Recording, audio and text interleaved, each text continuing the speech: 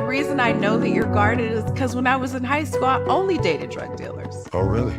Oh my God, that's where I was. I lived in South Central LA. That's what it was. Wow. I would have never thought that. Really? A fat woman is the, equivalent of what a drug dude is. Okay, sorry. Okay. Sorry, Denver, I cannot keep quiet. So what do you guys consider wifey material? Cook, clean. I say you want a slave, dude. Yeah, like you cook clean. You want the traditional joint. I know, right? This is my wife. Guard! And I'm on hard! Guard! On hard! Guard! On hard! Get naked before I come over there and take it! Bro, what is wrong with you? That's what's starting to be all over your ass! You some type of freak or something? Guard! Stop. Stop falling in love with criminals. Cassie ain't the bitch y'all think she is. I always say this, man. Domestic violence is not always abuse because some bitches like to fight. Cassie is the same woman that would go to Puff Daddy's house while Kim Porter was alive and watch Puffy beat on Kim, cuss Kim out, abuse Kim, and laugh at Kim. Kim's friends have came out and it's documented that they say Cassie used to be torturing Kim with Puff.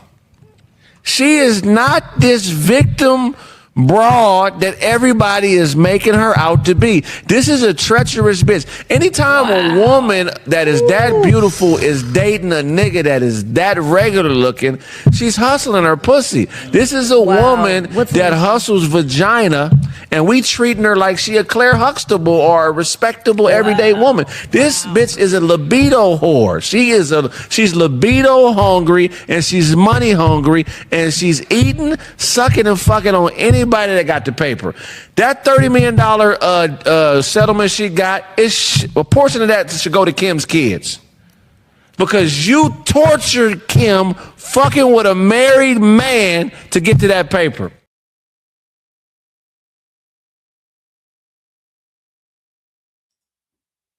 Oh man, I forgot.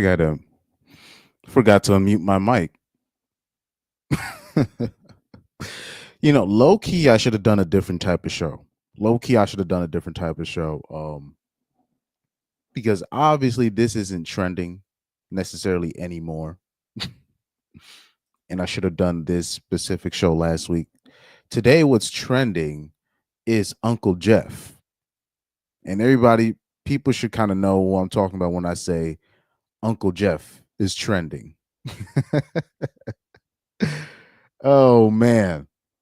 But we will go over a portion of the Joy Taylor interview with 19 Keys and a portion of the Joy Taylor interview on The Breakfast Club. We will go over a portion of these interviews and the reluctance of these mainstream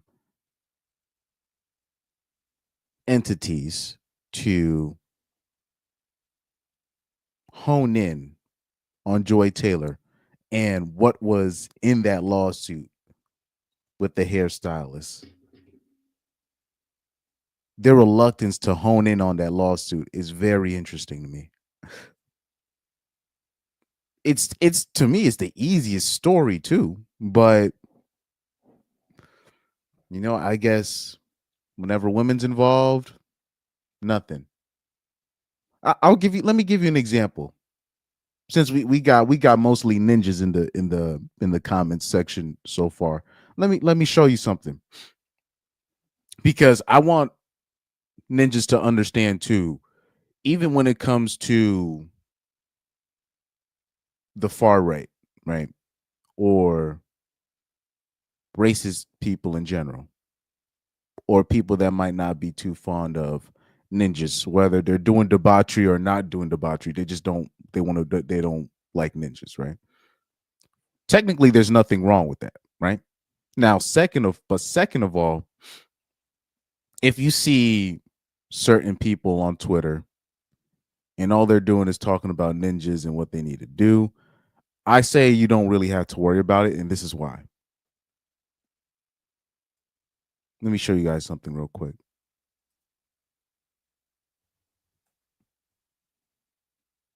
I saw something very interesting. So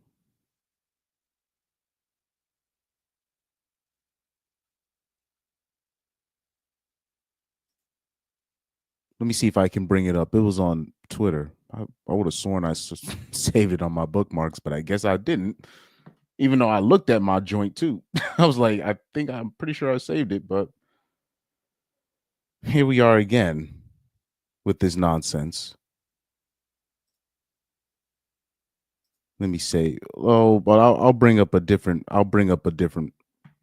It's still related to the point, but I'll still bring it up anyways. I'll still bring up this creator anyways.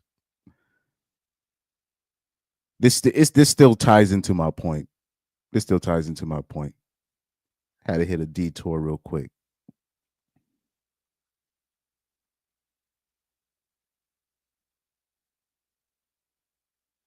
So right here, there's this guy on Twitter that has been going kind of viral. This kind of sideswiped my point, but it's whatever. So but it still relates to what I'm saying, right? So there's this dude on Twitter, and it's a white dude trying to get famous by using race baiting talking points. So he's going around asking white women, would you ever race mix, right? And he's trying to drop, I guess the facts on why white women shouldn't race mix, but specifically with ninjas, right? This is his Twitter page. His name is Hermes, right? Right. So this is basically his platform. But anywho, let's watch this video because he's been going viral off this. What do you mean? Like mixing races, like a black person, white person having children, like an Asian and a Mexican. Yeah. Should it be illegal or legal? Should it be legal or illegal? Illegal. Oh, no. No. Why not? I love my chocolate, man. Everyone loves who they love. I mean. So you're a mud shark. Oh, what? You're a mud shark? A mud shark is crazy. No. You said you like chocolate men. Okay. So you're a mud shark. No. I like everybody, but I like my chocolate man. Wait, why should race mixing be legal if the child is more likely to turn out? That's a statistic. Yes. From what source? Me looking around. You looking around? Very credible, I do have to say. Do you think race mixing should be illegal? Now, he could be trolling, or he could be just trying to gain a following. But I would say this: you don't have to worry about people like this, right?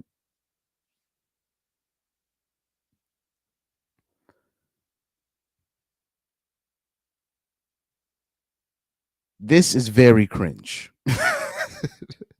This is like one of the rare like interviews that I see where it's like a man and woman involved, and the women look smarter, and the women are asking the right questions compared to him. Correct. So these are the type of people where, unfortunately, he just helped another black man get laid tonight by another white woman. Right. So these are people that you really don't have to OD care about. But this also ties into my next point, right? When we talk about everything is always centered around women. That's basically my main point. Everything.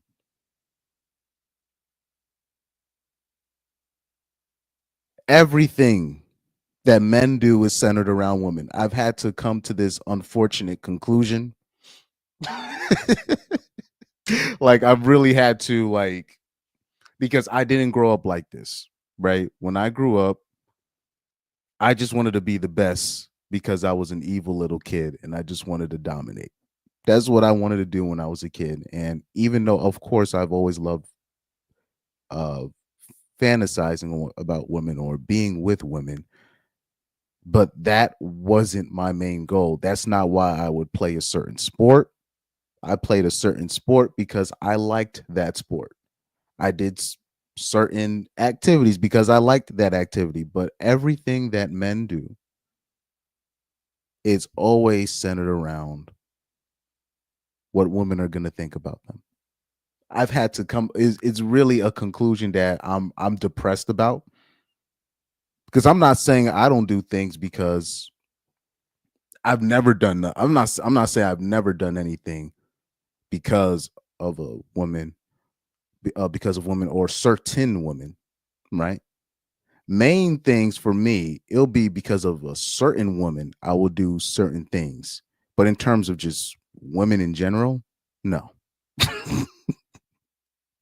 Because trust me, in terms, especially when it comes to sports, there are a lot of winning situations that I turn down just so I could do things that I like.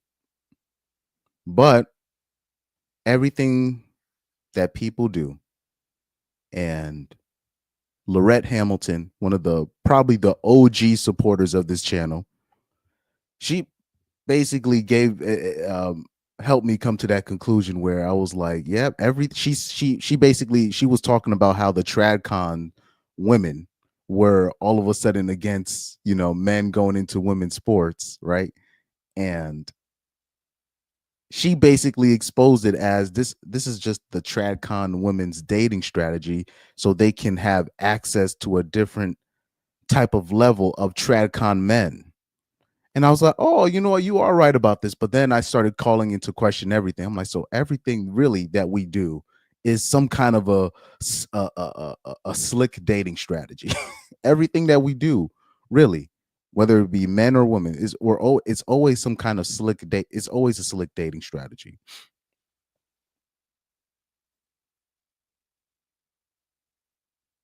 Everything. And that also includes people like this, right? Give you another example, right? Let me give you another example. And I tend to bring up this example often on my channel when I mention Jesse Lee Peterson, right?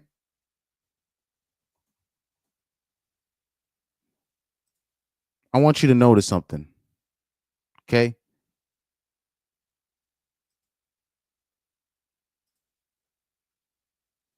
A lot of my viral shorts came off of Jesse Lee Peterson, right? And what I noticed is his less viral videos are videos like this, when he'll say things like there's no such thing as a deadbeat dad,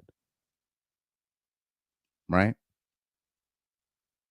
And you're just like, out of all the things Jesse Lee Peterson say, all the stuff that they, his so-called fan base, right? They love to champion. They champion everything that he says except this. Why not? Why not this?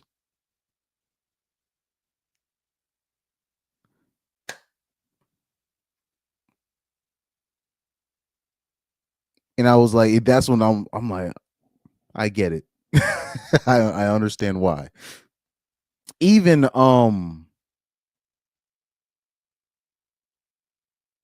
right here, just this excerpt, right? I think men, because how can you have a Even this excerpt when he was at his service, this is at his church, right?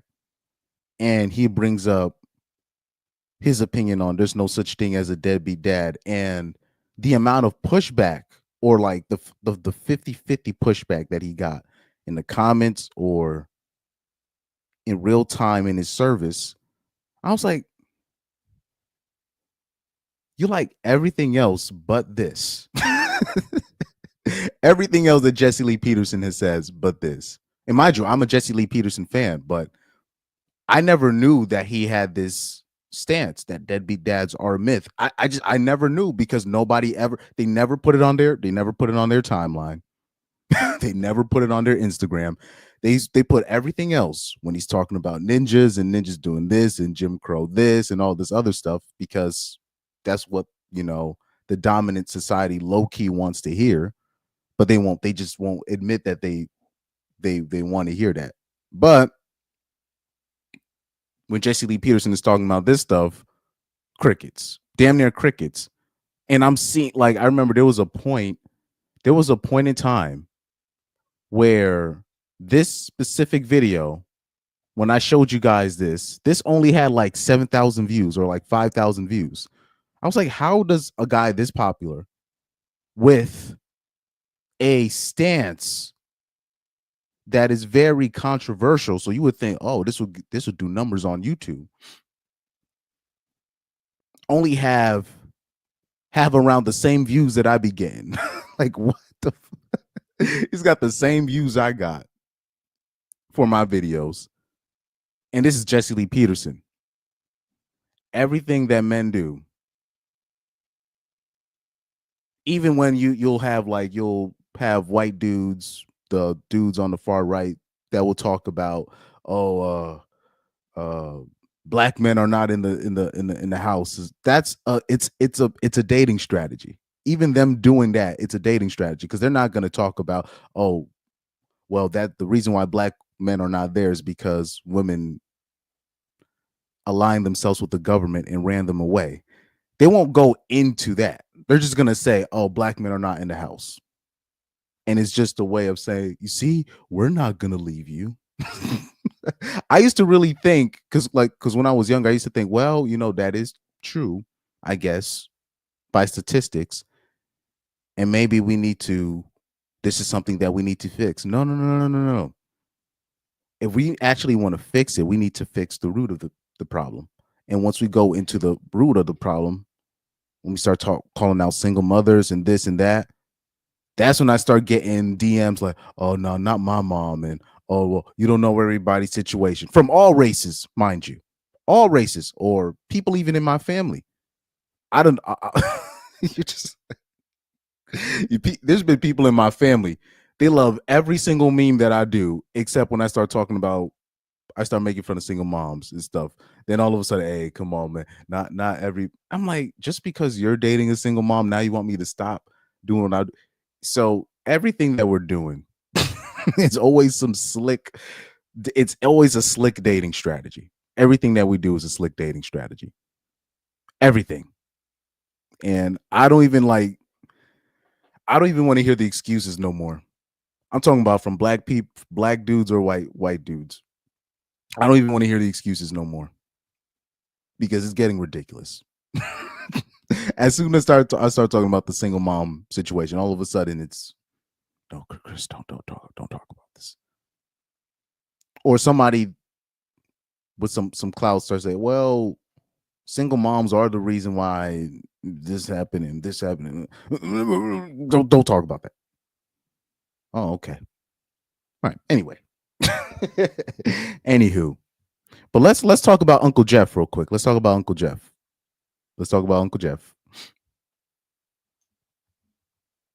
This is some of the funniest stuff I've ever seen in my life. So, according to the DOJ, let's go on CNN and listen to this. This is funny, man. According to the DOJ, they're just going to conclude that Uncle Jeff, he passed away due to self-deletion. They're just going to shut the case. And I had a feeling they were going to do that. I had a feeling they were going to do that. We're never going to get that list. like the actual list. We're never going to get the actual list.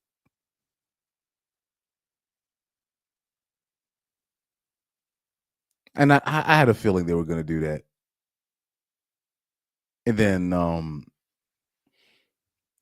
Now, because I remember seeing this on the headline on one of these black Instagram pages, and everybody started going in on the part where, oh, it's because Elon Musk called out Orange Man, and I'm like, maybe, but really, if we got the list, it's gonna be a whole bunch of people on there where you're gonna be like, this is fake.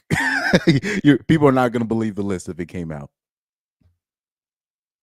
They're not going to believe the list. And mind you, I've always told Republicans, Elon Musk is a person that I don't know how you can trust a guy like this, especially the inventions, the things that he put out there. Even when he was talking about when he was proposing putting a chip near your brain and stuff like that, when he was experimenting with Neuralink, I'm like, why would you align yourself with somebody like that? But that was just me. But I guess now people are starting to say, because Elon Musk had said that Orange Man is on the list, that's why the list is never gonna that's why the list can't is never gonna come out. I don't know. Like I said this, I'm not a fan of Orange Man. It's just, he's a politician. I'm not a fan of any politician, right? But I don't think people understand. There's a whole bunch of people. I believe that if there is a list, that client list, is going to be a whole bunch of people on there where people are not, it's the normies are going to lose their mind once they find out who's on that list. Now, I will say this. This is what I can confirm. This is what I believe, who I know who's on this list.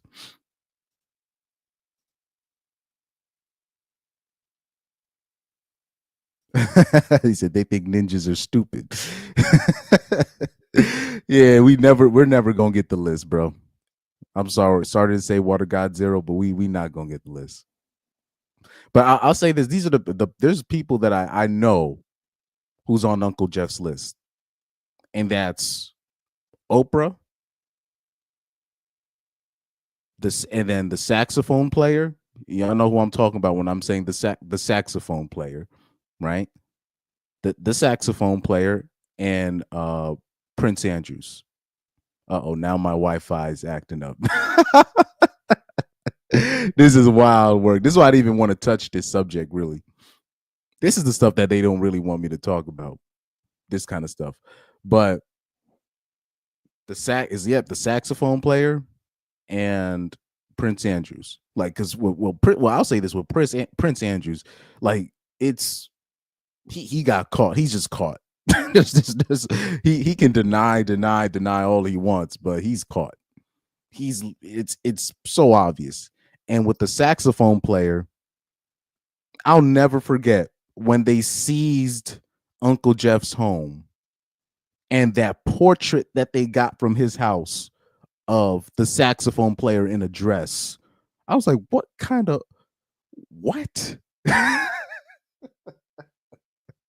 Man, when I saw that joint, it was I saw that on the Daily Mail. And I was like, oh man, I already know the people in the comments on the Daily Mail, they're gonna have a field day with this.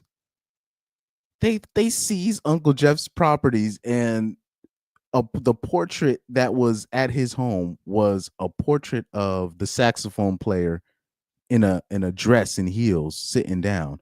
I was like, what kind of weirdo issues? What is going on? I was so confused. I was like, I know the saxophone player has been linked, but what kind of blackmail, humiliation ritual? What is going on? I was like, wow. That's all I could say was wow. So those are the people that I know. It's Prince Andrew, Oprah, and the saxophone player. These people I know, and I'm pretty sure. What's his bitch name? Ellen DeGeneres, probably. But I know, but those three people that I list, I know they have to be on that list. I know they on the list. Now, I'll say the people that I know aren't on the list. The people that I know aren't on the list, I know R. Kelly's not on the list. Because trust me, if R. Kelly, Bill Cosby was on that list, they would have released the list.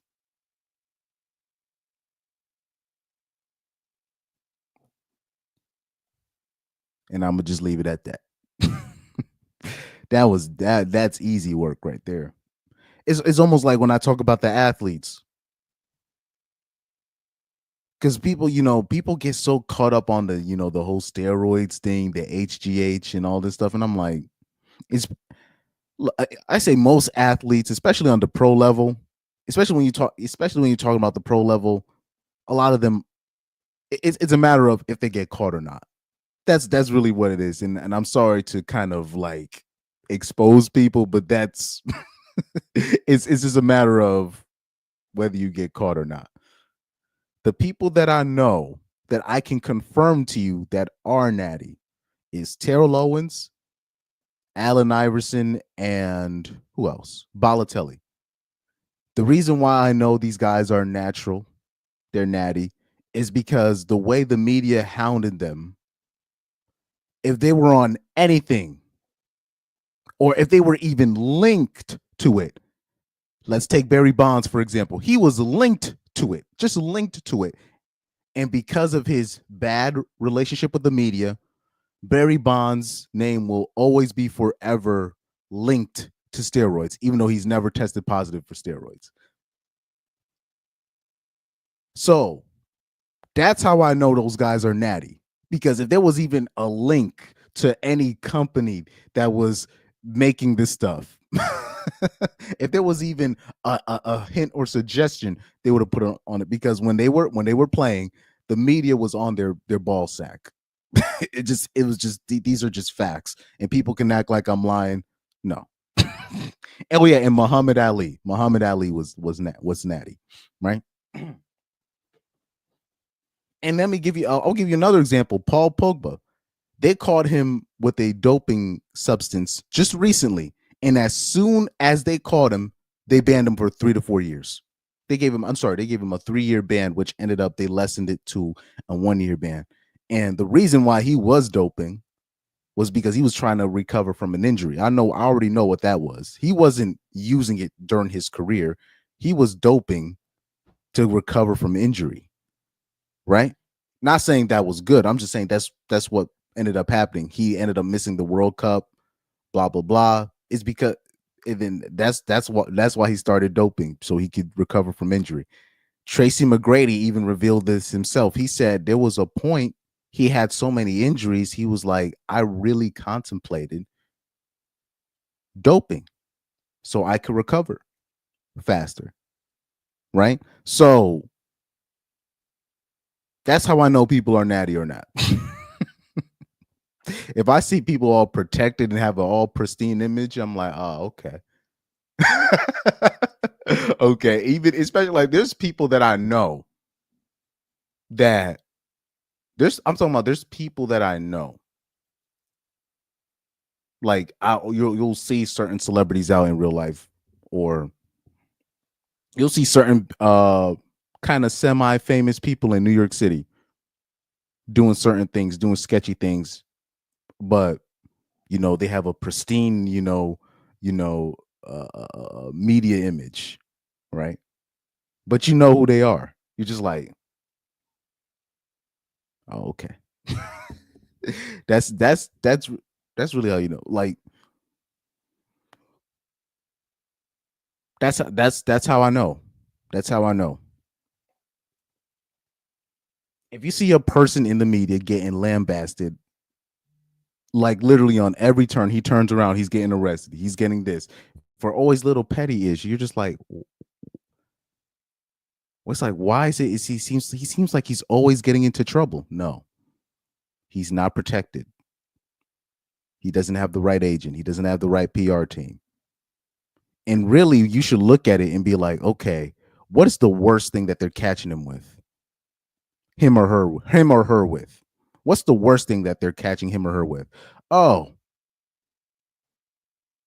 a domestic call here and there, complaint here and there, parking ticket here and there. They got nothing on him. They got nothing on him. Because once they start doing stuff like that, somebody calls a complaint, he gets arrested. With Cat Williams, he gets literally arrested every other month, but he's never been convicted. That's how you know. That's how you know they got nothing on him. That's how you know. Probably some drugs here and there, some cocaine here and there. Nothing crazy. They got nothing.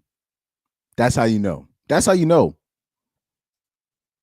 But anywho, before we go in on Joy Taylor and Dr. Cheyenne Bryant, I do want to highlight a certain Instagram character. Okay. Let's open up Instagram.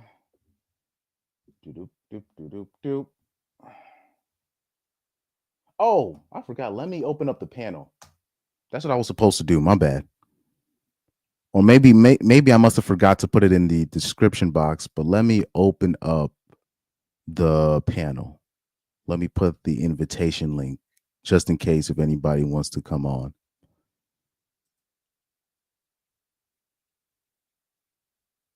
Let's hit the invite link. Sorry, guys. Let me put the invite link on my YouTube, and then I'm going to have to pin it manually on my on my phone. I hate that on StreamYard they don't allow you to pin messages, or maybe I'm missing something, but they don't allow you to pin your message on StreamYard. It's pretty annoying, but it's all good. It's all good. All right, so I just pinned the message.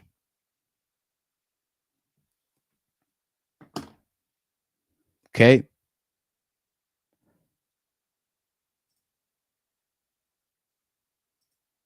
Right, and let me bring up this Instagram character if I can. Oh, no. We're not going to do that. We're not going to do that. Before we get into that, I wanted to show you a video from a very famous adult film star.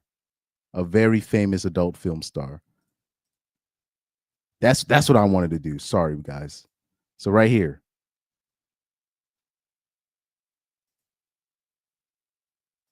This is a very important video. They're the only social mammal. Oh, no, that's not it. That's the next video that I was supposed to show. It's this video right here. Right here. Relationship like with your father? So right here, we have Lana R., the famous adult film star Lana R., and she's going to talk about her relationship with her father. And it's going to expose a lot of things. But let's take a listen to this. This is a very powerful and important video. This might be the most important video of Lana Rhoades' career. This might be the best Lana Rhoades video yet. But anyways, let's play it. What's your relationship like with your father? My mother and father got divorced when my mom was pregnant with me. We had a really nasty custody battle. Me and my sister weren't allowed to like our dad growing up because my mom would get angry and yell at us. So we would go to court for custody, and my mom would feed us lines to tell the court about my dad.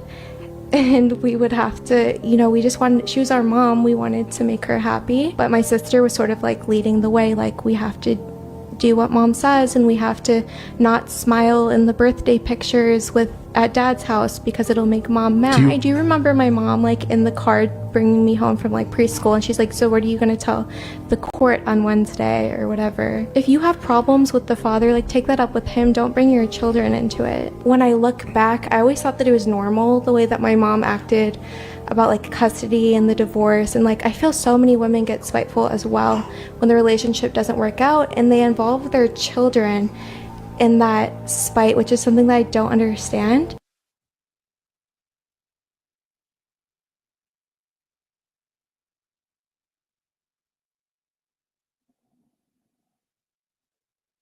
Now,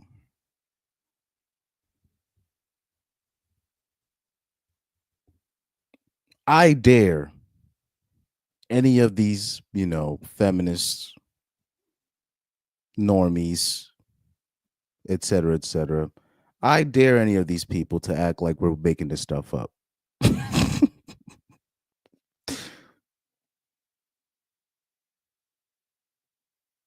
Are we still making this stuff up now? Are we still making this, making it, oh, you guys are just being paranoid. Oh, you're just choosing that type of. No, we're not.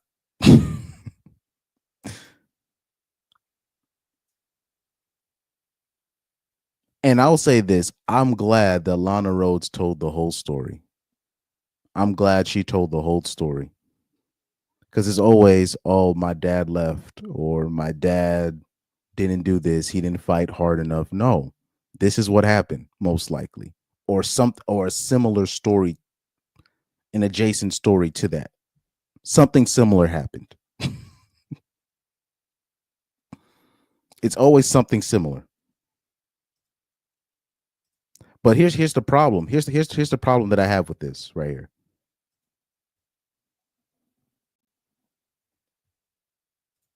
Here's the problem that I have. When you look at the comment section of this video,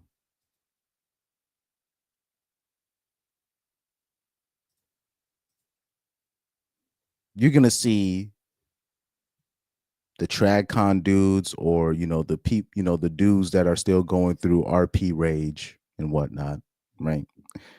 And they're going to just dismiss it at, oh, you see, of course she has daddy issues. She's an adult film star. And you're just like, bro, when are you guys gonna stop letting women off the hook when it comes to this nonsense? This is not daddy issues. This is mommy issues. The dad tried. The mom cut him off. Right? A lot of people, and there's this thing where they keep saying that, you'll have these adult film stars or these OF stars, right? These OF models, IG models, IG models showing off their ass online, and people keep saying, oh, they don't have their dads in their life. No, guys, this is elementary school talk. People have their dads in their life. Now, if they might not be there consistently, but the reason why they're not there consistently is because there's either there was a divorce that happened, or there was a separation, or the mom and dad were never married. So you're talking about, that's like a lot. That's like most, black people situation. The mom and dad wasn't married in the first place. They were just together, and then sometimes they go through separation. Sometimes they break up and then come back together, or breaks occur. But otherwise, a lot of people are in a co-parenting situation. But even in a co-parenting situation, the mom has the final say, because if the dad has the final say, the mom is going to chase him out. Or if the dad is trying to be involved, the mom is going to chase her out via the court system, or just via just regular life. This is the stuff that we've been talking about for God knows how long. For God knows how long, right? But let me show you some of the comments, right? The normie comments. Oh, man. I zoomed in on the wrong tab. My bad. Here we go. I'm going to zoom in real quick.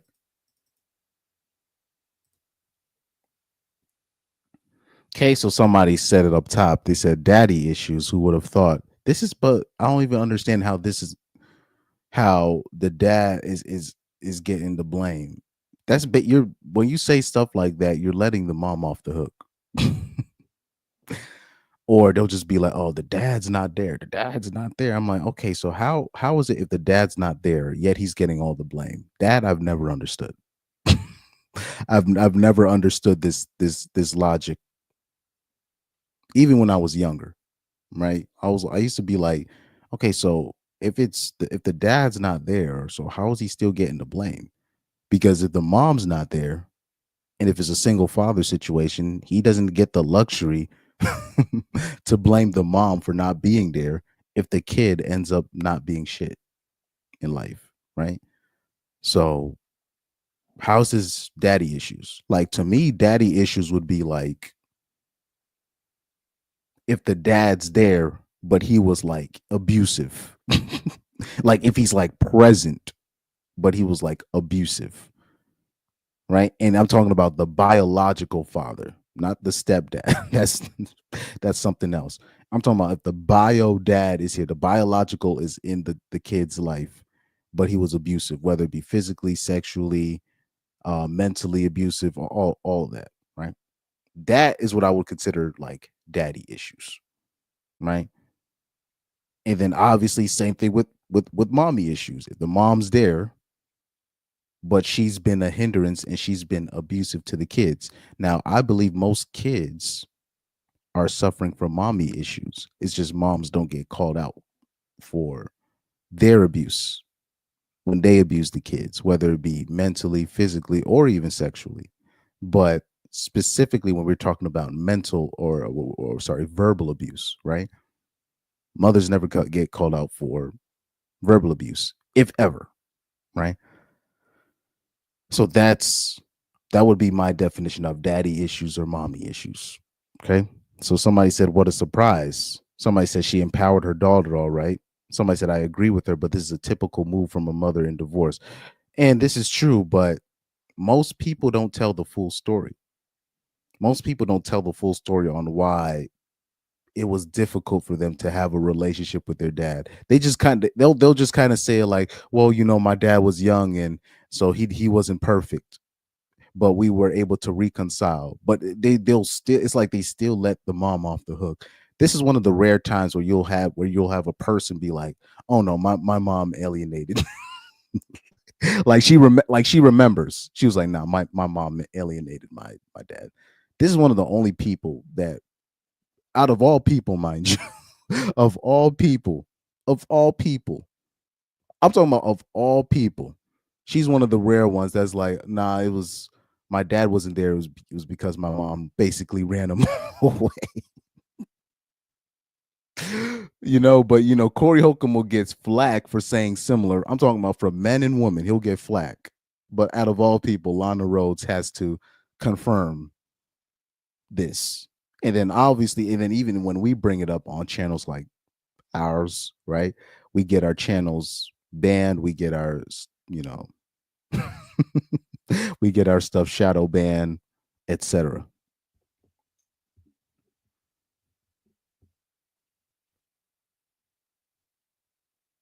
Somebody said a broken clock is right twice a day.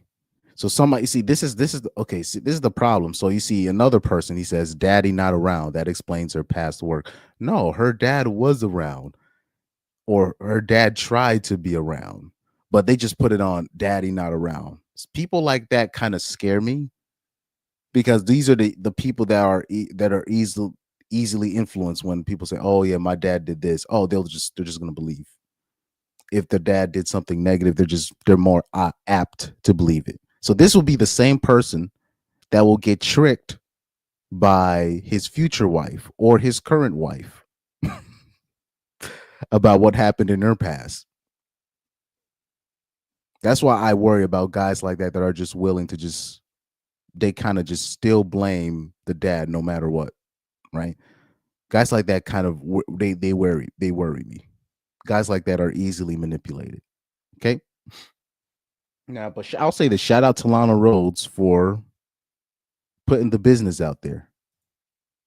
Shout out to her. But anyways, let's go into,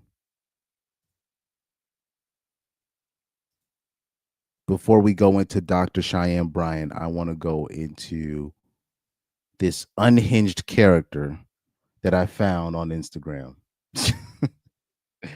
Her name should be, I think her name is what, Jenna Unhinged or something?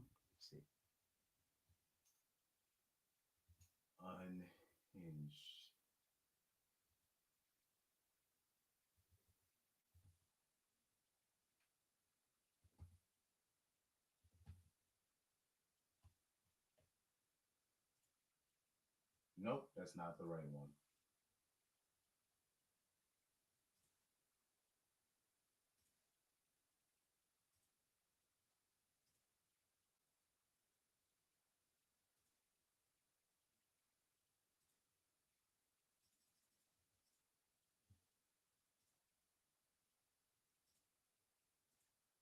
Here we go. Here we go.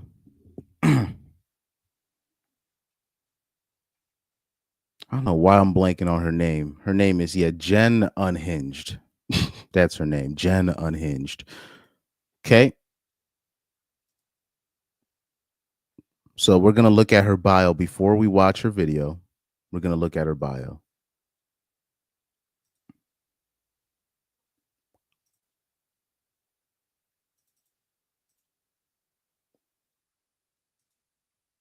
So her bio reads Jen Unhinged, Jen Feminist Rage Embodied, Oversharing My Life for the Girls, Mom to Maggie Potamus, which is her dog.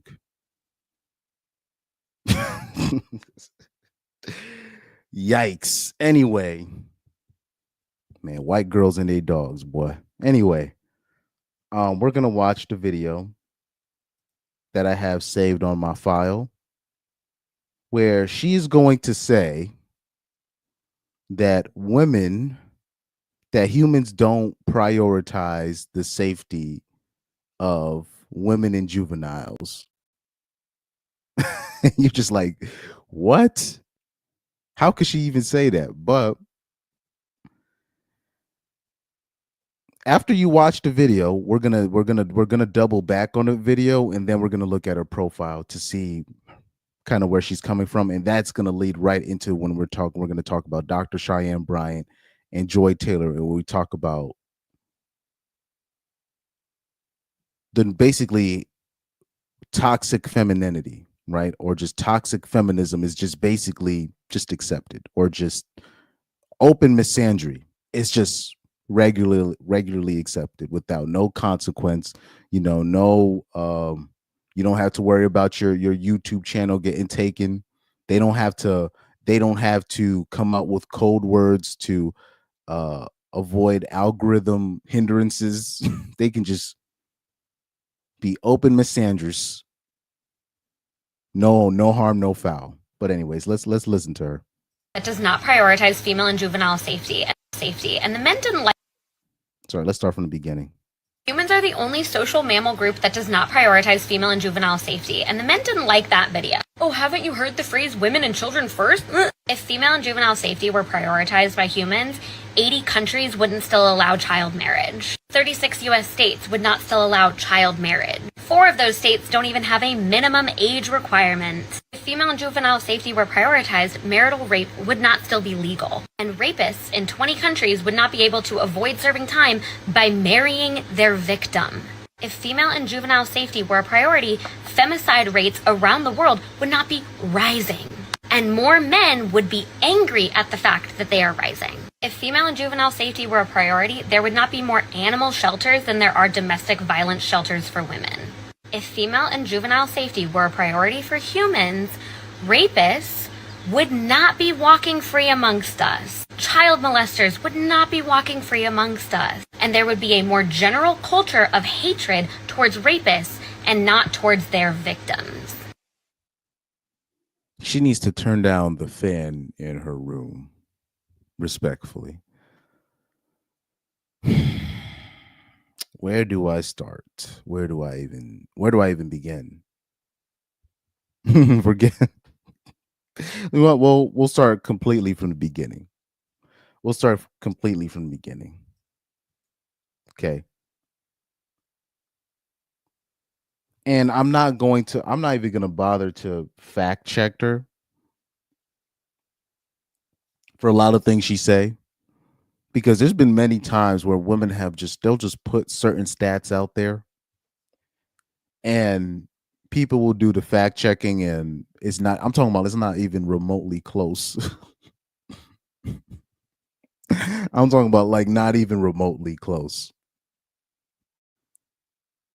And then, I'll say this, especially when you talk about, unfortunately, my black women, right? We my sisters, they just be making up stats. They'll just make up the stats on the fly. And you'll know they're making up the stats too. They'll be talking about 90% this, 95% that, 85% this. You know what I mean? That's how you know they're making it up. But let's do a rewind on this. Let's do a rewind.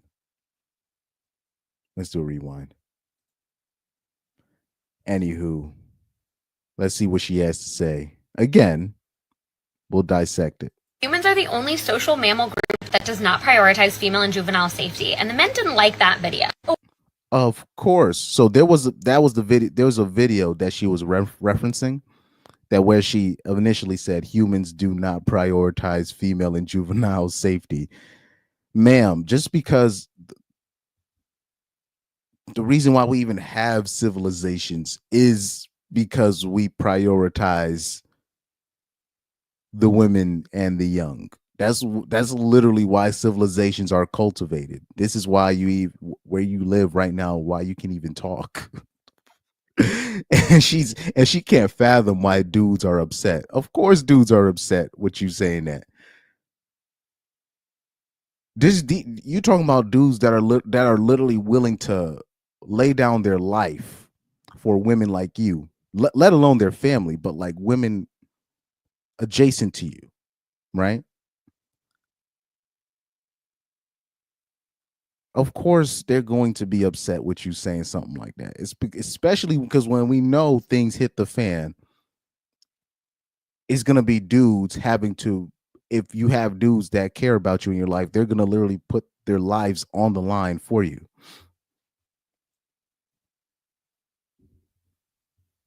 Because at the end of the day, men already know what time it is when it comes to when ish hits the fan. They already know what time it is, and they accept their role. Gonna come up here and just completely ignore the men in your life that would willing to lay their life, completely diminish any other women that actually have men in their life that are willing to do that, and just put men all in one boat because you probably have some sketchy past when it comes to dating men. And like I said, we talk about the Dr. Cheyenne Bryant types, the Joy Taylor types. We already exposed Joy Taylor of her dating history, where she admits she dated a drug dealer when she was in high school. And yet they're the first to talk about humanity this and morality this. And these people were dating drug dealers and criminals in their younger years. And then talking about how dangerous men are. And you're just like, why do these people even have platforms? But anywho, let's keep this playing. Haven't you heard the phrase women and children first? If female and juvenile safety were prioritized by humans, 80 countries wouldn't still allow child marriage. Ma'am, what country do you live in right now? You think if what you say is fact, because I'm going to have to look this up. I'm pretty sure that's not that. Whatever number she put up is probably not true. Because remember, this is probably the same type of bitch that thinks college, there's a grape culture in college. 1 in 4 women are getting raped in college. Anyway, but whatever you say, whatever you said was true, right? Ma'am, what country do you live in right now? Clearly you don't live in those countries where it's normalized, where child marriage is normalized. Child marriage is not normalized in the United States. That's not a normal thing it's not normal. I'm not saying it don't happen. I'm just saying that's not the norm. That's like, remember when they did the experiment where it was like they did something in New York City, mind you, of all places, which is very liberal spot in New York City, in Times Square, and it was a dude holding a hand with a 9-year-old and he was like, "Oh, we're going to get married," and everybody was about to beat this dude up. This is not normal stuff. Because you already know she's gonna bring up like there's certain states where it's actually legalized, and there's certain she's talking about the certain loopholes in the law that most people are not even gonna look into. Because the average man, they're not looking to marry a child. That is not the norm. That's not the norm. But anyway. 36 U.S. states would not still allow child marriage. 4 of those states don't even have a minimum age requirement. If female and juvenile safety were prioritized, marital... So I'll have to look into that. But even at that point, that's not a normal situation. She's talking about a loophole. She's talking about a loophole in the law that I'm pretty sure even the child predators are not even... They're not... If somebody wants to do something illegal like that, they're not going to put that out in public. They're not going to come out in public and do this. Rape would not still be legal, and rapists in 20 countries would not be able to avoid serving time by marrying their victim. If female and juvenile safety were... Again, what country do you live in? You live in the States for a reason. You don't have to worry about that. And those people in those countries that you're talking about, they're definitely not listening to you about it. They're definitely not going to listen to you about it. For a priority, femicide rates around the world would not be rising, and more men would be angry at the fact that they are rising. If female and juvenile safety were a priority... She talks about femicide rates. What are the rates with men? It's almost like when they talk about like the statistic where 1 out of 4 homeless people are women, and I'm like, so what about the 3 out of 4 homeless people that are men? Do they not matter? Do they not matter as well? There would not be more animal shelters than there are domestic violence shelters for women. And the reason why there's probably more animal shelters than DV shelters for women is probably because women asked for those animal shelters. It's most likely you're talking about left-leaning women that pushed for these animal shelters or dog havens, et cetera, et cetera. And by the way, you talk about the limited amount of the DV shelters for women. Do we even have any DV shelters for men? If any at all? This is... anyway. If female and juvenile safety were a priority for humans, rapists would not be walking free amongst us. Child molesters would not be walking free amongst us. And there would be a more general culture of hatred towards rapists and not towards their victim. Last I checked, ma'am, but does she understand that rapists and child molesters are not just one gender, right? Like you do know that like molesters and all these people, there is not just men that are that, it's women as well. And the women that get caught with these things, doing these things, they barely get any time, if any at all. If any at all. I don't even think women get, when women do these kind of crimes, I don't even think they get any time. In fact, you even have dudes, you'll have dudes that'll be like, they be in their 30s talking about, oh man, I wish one of these teachers took advantage of me when I was younger. Meanwhile, those same guys, when a dude gets caught being a molester, what's the first thing these dudes say? Oh, where's my shotgun so I can shoot this guy? Or if anybody did something like that to my daughter, it will be over for her. So off rip, that already debunks everything that she's saying. And I do have to wonder why she's so focused in on grape this, grape that. There's always grape this, and this is not, first of all, graping is not normal. This is not a normal thing, right? Yet when you talking about the number one fantasy when it comes to, well, not number one fantasy, but one of the grape fantasy is popular amongst Gen Z women and millennial women. It's popular. It's trendy. And for it to be one of the more popular genres, or when you talk about these smut books that women read and these kind of things happen, and these are the things that they request, or when you talk about the violence category when it comes to these when it comes to pornography, right? This is like the top request. This is mostly viewed by women. I used to think when I was growing up, I used to think that was viewed by men for the most part. No, it's mostly women watching this kind of stuff. That boggled my mind when I saw the statistics behind that. I was baffled, especially when you're talking about in the post Me Too, in a post Me Too era, grape fantasy being one of the like the percentages is crazy. In a post Me Too era, that's just wild. But you know, oh shoot, shout out to Garrett Grant, man. Shout out to you guys coming in.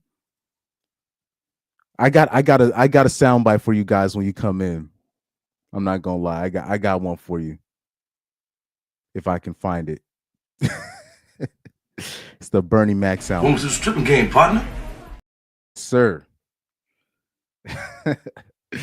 But anyway, shout out to Pan the Man that's also in there. Shout out to you guys. Thank you guys for coming in. But yeah, this, I already saw that. Yeah, she's crazy. She's crazy. But like I said, this kind of a mentality, and like I said, she has a following. She has, I don't want to go to her page, but she got a following. And there's a lot of women with her similar viewpoints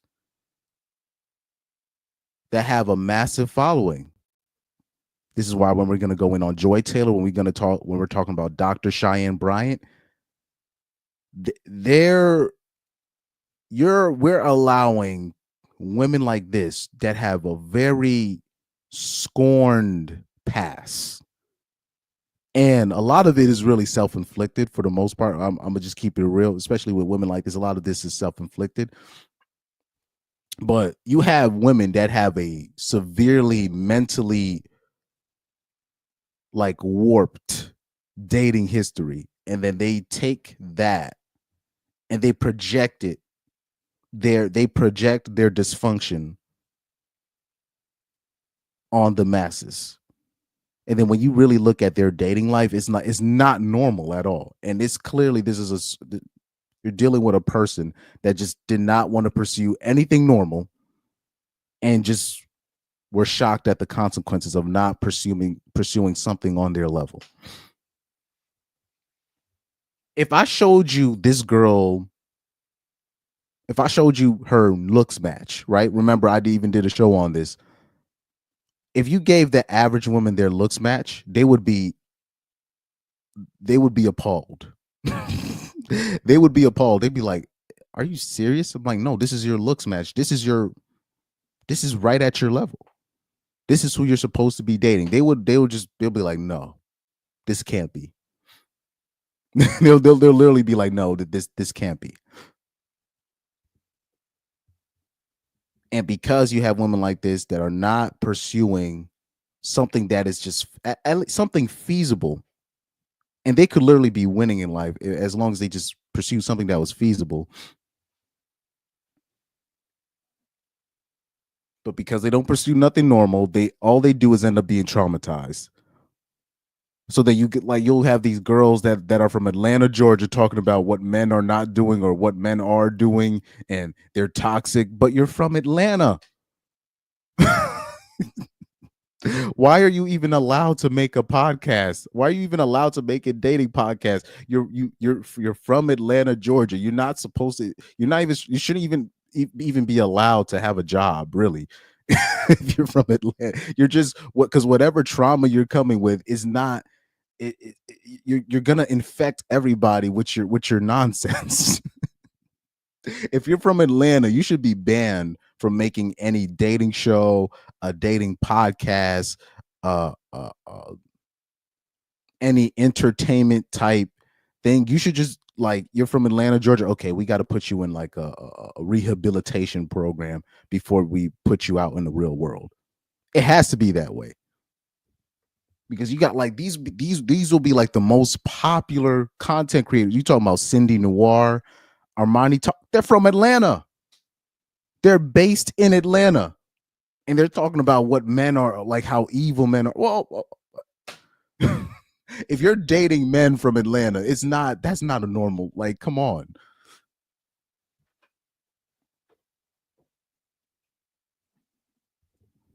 But anyway, shout out to Panda Man. He says women do not even prioritize male juvenile safety. It's like there's dudes like if you're a 13-year-old boy and you delete somebody, you could go to prison for life. You can get a felony at whatever age if you're a boy.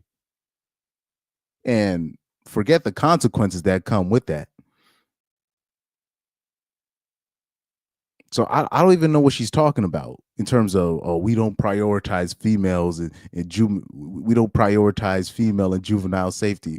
What are you talking about? Literally everything that we do is catered around. Everything that we do is catered around women. Everything. Even like when just men are just talking. They can't. They can't even say everything. We gotta wait till we go to the barber shop, or we gotta wait till we go to one of these smoking clubs, these smoking lounges.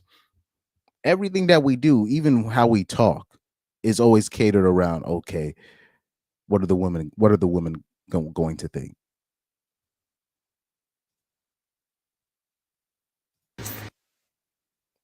So I'm gonna show you her profile, her Instagram profile, just to hammer home the point. No pun intended. Right? We're gonna show you her profile. Because I think this is important to notice. And people might call me a hater for this, but I don't care. Because you have to check, Darlene OG Ortiz on the 5150 show. She does have a catchphrase that she says that I agree with. She always says you got to check the pedigree. You need to check the background information. You need to check the pedigree of this person that is disseminating the information. You need to check the pedigree. You got to check the background info. So, like I already showed you, this is her bio, right? So you already know what we're dealing with. Feminist rage embodied, oversharing my life for the girlies. Mom to Maggie Potamus, which is her dog. So this is her and her dog. Interesting choice of dog, I may add, but I'm gonna leave that alone, right? So when I looked at her profile, I keep seeing a lot of grape centered, you know what I mean? Essay centered things. Grape this, grape that. You know what I mean? And the more I scrolled down, I started noticing a pattern. Talking about narcissistic thing, this, narcissistic that. Right? Grape apologist this. Nice guys are bad people in disguise and all this stuff. You're just like, oh, okay. I'm starting to understand. I think I'm starting to understand what her dating history is, right? And you're going to see it in a little bit. You're gonna see it in a little bit. So right here, now she's starting to say in her earlier content, she's saying that Manosphere has been targeting your content. Bro, nobody,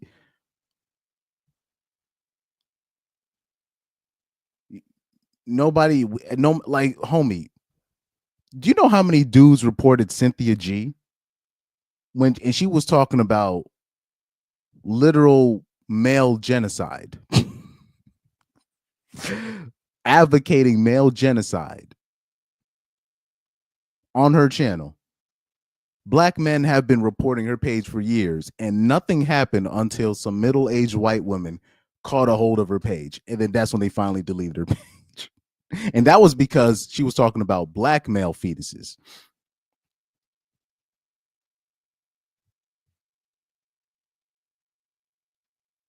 So right here, I happened to scroll on her page, and then this is when I started to see the juice of it. So right here, she says here, the guy I was seeing confessed that he was a serial rapist. Another story, the guy I was dating is a sexual predator, so I asked ChatGPT to analyze our texts. So here she is. She's she's still in the dating market, and she somehow, some way, she's running into rapists, serial rapists, and predators. Even though I don't even know how that's possible, because you do know that like women will look you up. Women will look. I'm talking about women will use Tinder. They'll match with you, and they'll have the because I know this of personal experience. I know somebody had I have a male relative where he gave me some inside info where he knew a girl in college where she had a friend in the tax collecting office. So basically, anytime she would match with somebody on one of these dating apps, she would look them up online. She would look up their LinkedIn. And then on top of that, she would send the person's name and info to her tax collector office friend to see if his whatever he was claiming that he was making was real, or if he had an actual residence, if he was living with his friends, if he had roommates, if he had a house, blah blah blah blah blah. Just to drive home the point, women will look you up. They'll look you up, right? This is why a lot of dudes will tell dudes don't use your real name on the dating app and all this stuff, is because women will literally try to find something on you. Right? And here she is basically reminiscing on the time where she quote unquote accidentally dated a sex offender. And so when you're starting to see videos like this with her, right? Another video of her talking about her accidentally, in the caption, she says, he treated me like his queen, told me he loved me, said he'd do anything to make me feel safe, let me tell him all about my story of surviving rape, and then admitted he used to SA his ex in her sleep for months, and he never served time. So that's like, so I'm like, so every other story, you're talking about every time you go out on dates, you're running into rapists. Like, how is that? First of all, how is that even possible? If we're taking her word for it, that's not even possible. Now, I think that she could be stretching the truth in that, but if she's not stretching the truth, I think she needs to do some self-examination on why she is matching with predators and rapists. Because that's not normal. That's not normal. A woman that's regularly dating is not if she's actually doing her reconnaissance, like if she's actually doing her background checks, this is not supposed to be happening. But clearly, this is a woman that has terrible tastes or just terrible choice making when it comes to being with men, right? Clearly, this is a woman that has a mental issue when it comes to picking men to be with. If every other man that you're running into is a rapist or a serial rapist or a serial offender. Now, I think she could be lying about these stories because you've had feminists come on here and say, I don't care if so-and-so lies about this story. They just want the message to be out there. So that's clearly a possibility. But if we're taking her word for it, clearly there's something wrong with her. if you're going on dating apps or you're dating and you're continuing to run into predators, that's not normal. That's not a normal situation. But anyways, let me go into the chats.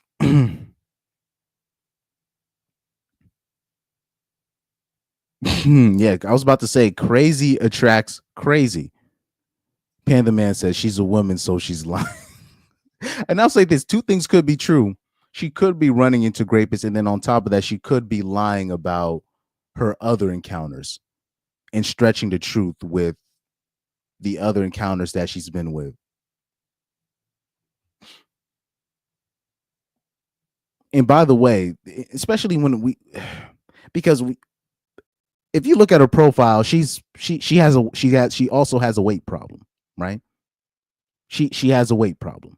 Let's keep it a buck. She has a weight problem. This is a woman with a weight problem, right? She cannot accept her place in the dating market. So the problem is with women like this, especially women that refuse to lose the weight. For the most part, women like that are only going to attract men that are just trying to get a nut off of her. So they're not really trying to take her seriously because unfortunately, what most men are taught is, okay, you got to start off with a girl like this and then kind of work your way up. So what ends up happening is you'll have girls like this that have been approached by more men. She'll have more approaches from men than like an actual like 10, a 10 out of 10 or a 9 out of 10. This is what you call the starter up bish, right? The starter, the starter bish, right? Right? This is what you would call the starter up bish. And unfortunately, dudes are not going to take her seriously. So the only type of dudes that she's going to attract are guys that are just trying to take advantage of her. And I'm not talking about sexually. I'm just talking about financially, physically. And when I say physically, meaning they're just trying to get a nut off of her and then just get away from her, right? So her perspective on men is not, it's damaged. There's really nothing you can't take her word for it. You can't. So this is going to go right into when I talk about, because women like this, because then now she's on her whole feminist tirade, all this, stuff.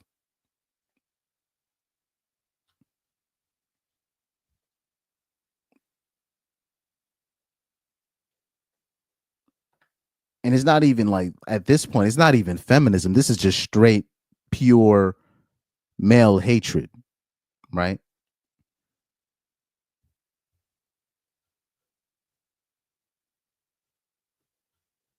Pure misandry, right? But this is going to go right into when we talk about Joy Taylor and Dr. Cheyenne Bryant, right? So I'm going to show you a Dr. Cheyenne Bryant video. But anybody that might not be familiar with her,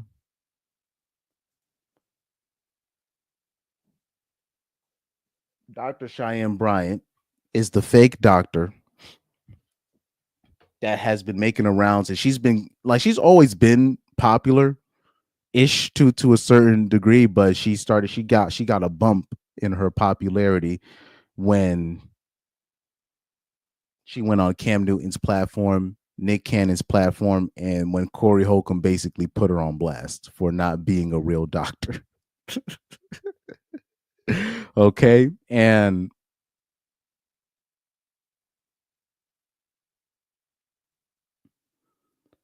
the thing is with people like Dr. Cheyenne Bryant, she's the embodiment of this epidemic that we have of these bitches calling themselves doctors when they're not. Bitches saying that they're educated but they're not, and or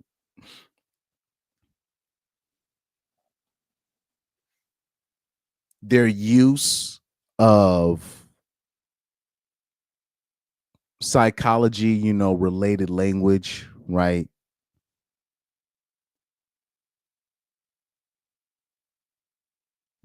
She is the physical manifestation of all these scamming bitches put together with a little bit of just a little sprinkle of their education and using that using that as a weapon against men, right? She is the embodiment of that. If I can bring up that video, right? If that would be nice.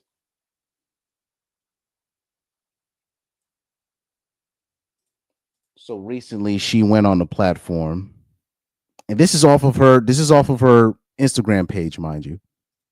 And I've always knew of Dr. Cheyenne Bryant. I'm talking about, I remember seeing Dr. Cheyenne Bryant in like 2015. Like I've knew of her since for forever.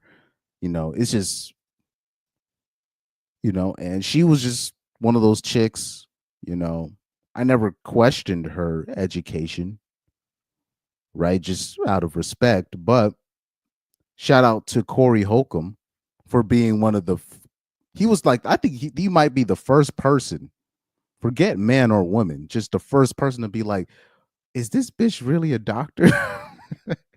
And then people finally started going, oh, wait a minute, she didn't even do her hours, she didn't do this, she didn't do that. And then they found out that her degree is from, or her so-called doctorates, is from a college that is not even there no more. You can't even look up the records. I was like, oh, so she's using a college to cover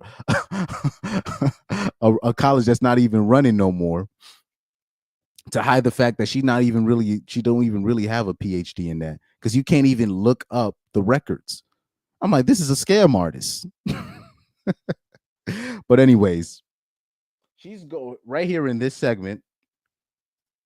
She's going to talk about narcissists, right?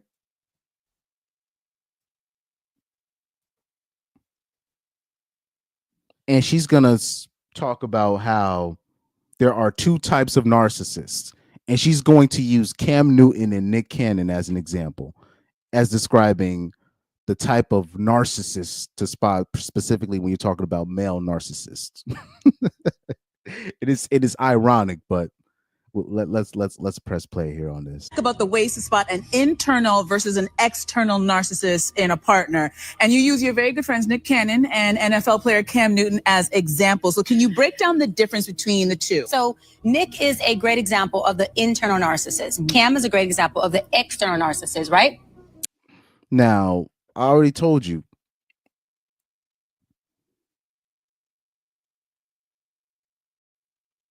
when women be using extreme examples, they don't even know how to use real life examples when it comes to talking about men, relationships. They always use the most extreme examples. This is why when it comes to making policies and all these things, and they never use real day-to-day life, actual examples of the average man, they always use something of the extreme. So she's saying Nick Cannon is the internal narcissist. Cam Newton is an example of the external narcissist. Now, to me, Dr. Cheyenne Bryant, and I'm gonna let it play a little bit more. I gotta pause it only because of copyright issues, but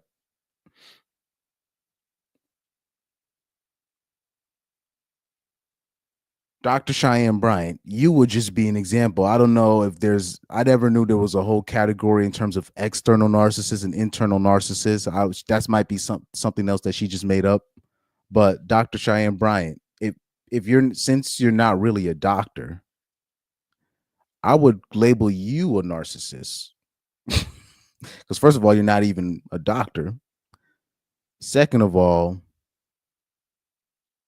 you're not even, in terms of, she's not even licensed technically to be even putting a term like that on somebody like a Cam Newton and a Nick Cannon. Third of all, when you look at just when you're talking about narcissism or somebody with narcissistic personality disorder, I would think, in my opinion, Dr. Cheyenne Bryant and Joy Taylor, who we're also going to go over, they fit all of this. They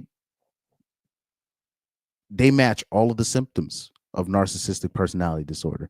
But let's see her talk about what she believes an internal narcissist is and what an external narcissist is.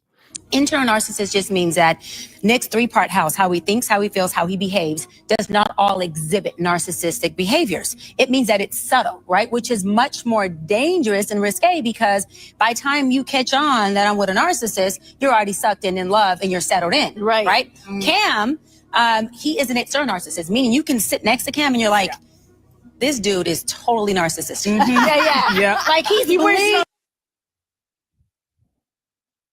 And this is why Corey Holcomb scolded Cam Newton. Because he was like, Cam, why would you bring on somebody like this on your platform? A person gonna come on Cam Newton's platform. He allows her to speak, allows her to say her nonsense, her gargly goop, whatever. Her garbage. You allow her to spew her garbage. When Corey Holcomb was speaking his mind, you had met all these objections, but you let her speak her mind. And then just for her to leave your couch, and now just for this bitch to call you a narcissist, an external narcissist.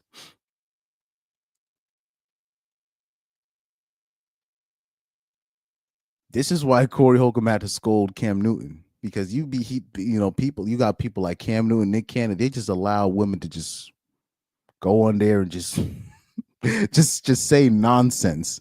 You don't check him, because Nick Cannon and Cam Newton didn't check Dr. Cheyenne Bryant when she was spitting her nonsense on the show, on their shows, and now she can just go on these other platforms and think she's right, and now she's saying all this nonsense about you.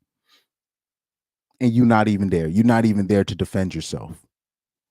And she's playing into the female delusion, because if you ask any woman, you can literally pick out any woman, and you could just be like, have you ever dated a narcissist? And every bitch is gonna put their hands up. Oh, I dated a narcissist before. It's just, so she's playing into that crowd and using Cam Newton and Nick Cannon as an example just to feed into the female-led crowd, the female delusion. This is really reprehensible, but this is why Corey Holcomb had to scold Cam Newton, because I remember when Corey Holcomb was speaking his mind, even though he wasn't lying. Corey Holcomb wasn't lying when he was on Cam Newton's show, but Cam Newton was like, wait, hold on, come on, man, you can't say that, and blah blah blah. But yet Dr. Cheyenne Bryant can go right in your face and accuse you of creating broken homes and you don't check her at the spot. There's no way, like, if I'm a boss like Cam, right? Or if I'm similar, I'm not letting anybody, whether it be male or female, come into my face, pause, and say that I'm creating broken homes. That's no, that's not happening. But since you don't check her at the spot, and it took Corey Holcomb to come in and be like, look, that bitch is spitting nonsense. But because you didn't say anything, now she gets to go around on these platforms and act like, oh, I know what I'm talking about. I got Cam Newton down to a T. Wild work. Explaining it, right? Words on his sleeve. And so neither are healthy, but if there's one that is not as risque, you want the external narcissist that you could say from day one, I know. Right. I know what I'm not choosing, or I know what I'm choosing, versus Nick, he's gonna suck you in. Love you, Nick, but it's the truth. And you're like, how in the HELL did I get here? Yeah. You talk about the Very frustrating, right? But also, Dr. Cheyenne Bryant, when we talk about narcissism or unprofessionalism, when Offset went into your DMs and asked for help, even though I already know what that was, you put him on blast. Now, a real doctor or a person that's actually trying to, quote unquote, heal the community, you wouldn't put him on blast for asking you for personal counts for your personal counsel or for your advice. You put him on blast like you was the average IG model chick putting a ninja on blast for sliding in the DMs. But I expected nothing less. We will like even Corey Holcomb said, like, we expected nothing less from you. That's exactly what you are. That's exactly who you are.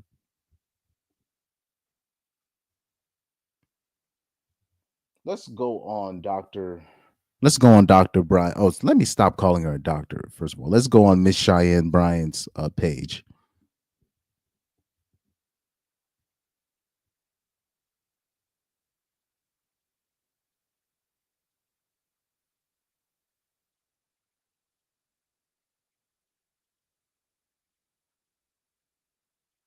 I mean, she's calling people narcissists.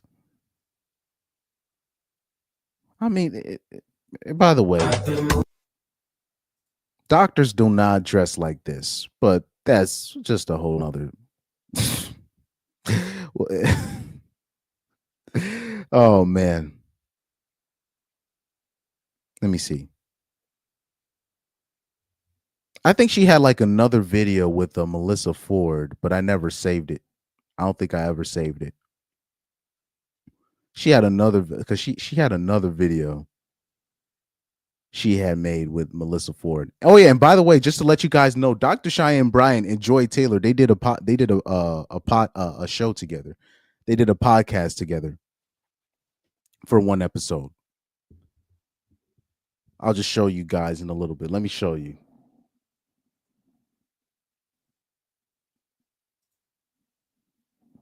Dr. Cheyenne Bryant, Joy Taylor.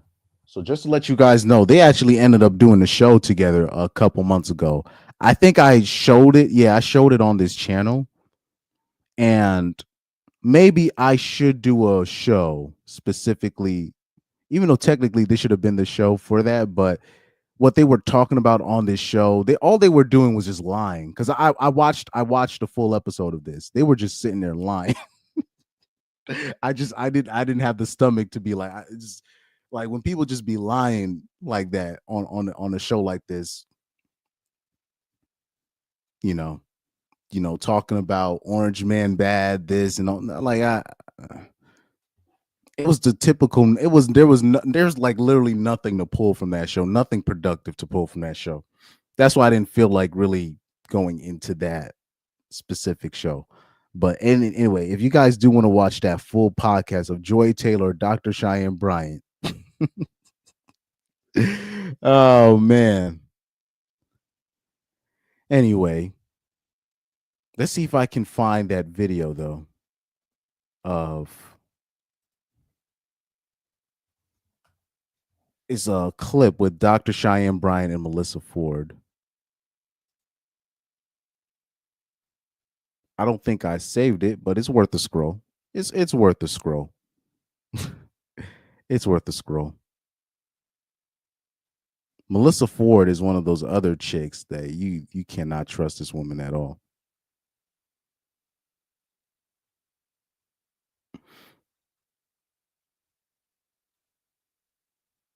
Melissa Ford. I see the Joe Budden thing. Nah, that's not it. I might have to search that one manually. Melissa Ford and Dr. Cheyenne Bryant. Or maybe it was Joy Taylor and Melissa Ford. I might be wrong.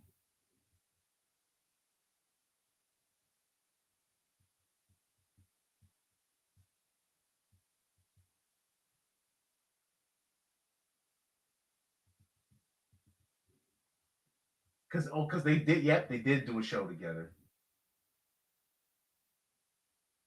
Right here. Yes. This is it. This is it. Found it. So yeah, Dr. Cheyenne Bryant had went on Melissa Ford's thing, her show. And I guess the manosphere had been they brought up the manosphere or whatever.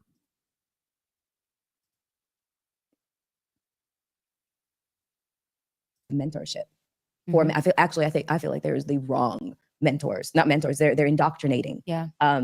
Red pill brosphere, whatever you want to call it. Yep. And it's Yo, I'll always say this space is living rent free in these broads' heads. Rent free. I'll always say it like this. Because people could talk about this red pill space and manosphere space. Oh my gosh, it's ruining everything. Homie, if the red pill is already enough to where it can mess up your relationship. I'm talking about if you're the woman in the relationship and then your man sees the red pill and he decides to leave, that's on you, because there's dudes in the red pill space that have married single mothers. So it's the bar is still pretty low for women. It's very low. So if you can't even the bar is still pretty low. That's just my opinion. From what like a lot of, especially today's men, what they're asking from women, the bar is very low. They say that the bar is in hell when it comes to men. No.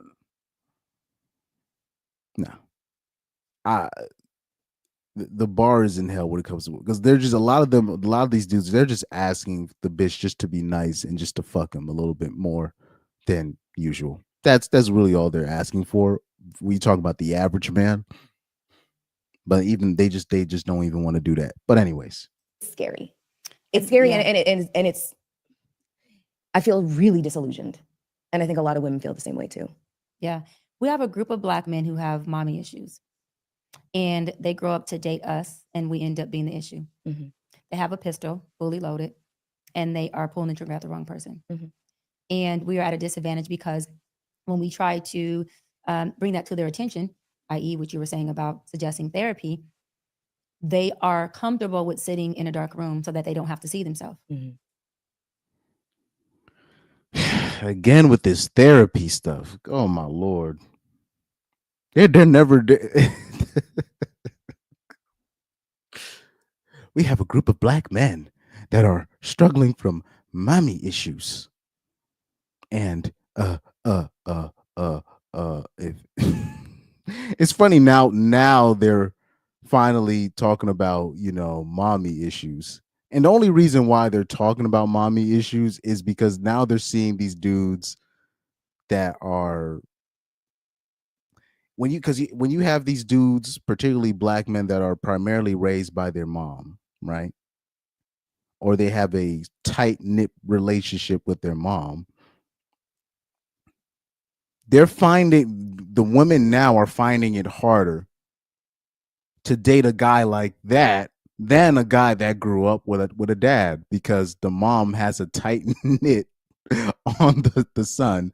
So the same manipulation techniques that they would get with the regular guy is not going to work if the mom is involved in his life. And I'm not saying that's a good thing. I'm just saying if the mom is there, those same techniques, the mom is going to shut it down, because the mom used the same techniques on his dad. On his dad. It's everything has come full circle. It's basically like how dudes told, how like I always say, men gave their daughters way too much of the game. And now you're seeing the inverse happen now when it comes to the moms and their sons.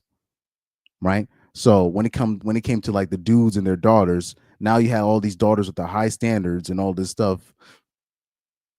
And the actuality is the women knew, because the fathers gave the daughters so much game, the daughters came in with an advantage. So what the daughters thought, or the women thought, okay, I can use that game and get the Chad boyfriend that I want. And he's gonna listen to me and all this stuff and blah blah blah. But that ended up backfiring.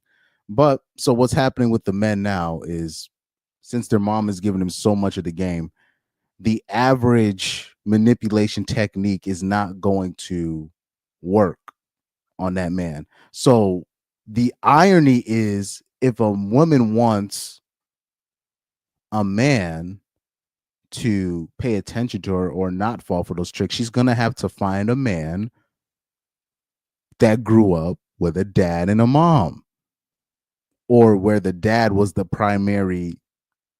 dude that was doing the primary raising of the kids. So now you got these black women now, okay, I can only date dudes with a I can only date dudes that grew up with a dad and a mom in the house. And I'm talking about, you hearing black women saying this, and you're just like, what? I'm like, the nerve of y'all. After growing up in a culture where you just been taught to just completely alienate men, and just men don't matter and blah blah blah. Now you're looking for men that grew up with fathers. What is this going on? And what you're noticing, and what's happening is, you got these dudes. They want money to be. You got these dudes with moms, or where the moms were always in their lives. They're starting to ask the women now, hey, what are you going to do for me? Are you going to pay for me? Are you going to pay for my meal? Are you going to do this? Because they've been taught by their mom that the woman in your life, she's supposed to do something for you as well. If you're the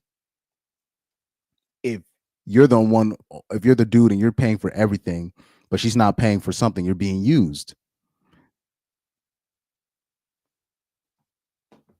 So you got a lot of, so then they'll accuse dudes like that with a mom that's primarily in their life, they'll accuse these dudes of being sassy. They'll accuse these dudes of being gay or being mommy's boys, but really they're just mad. The same manipulation techniques that they could do on the average guy is most likely not gonna fly if him and his mom are tight knit. So now she's gonna say she's going to qualify that or equate that to mommy issues.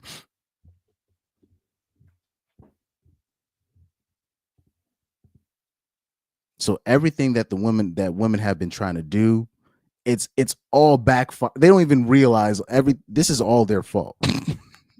Everything that they're suffering from, it's their fault. They did this to themselves.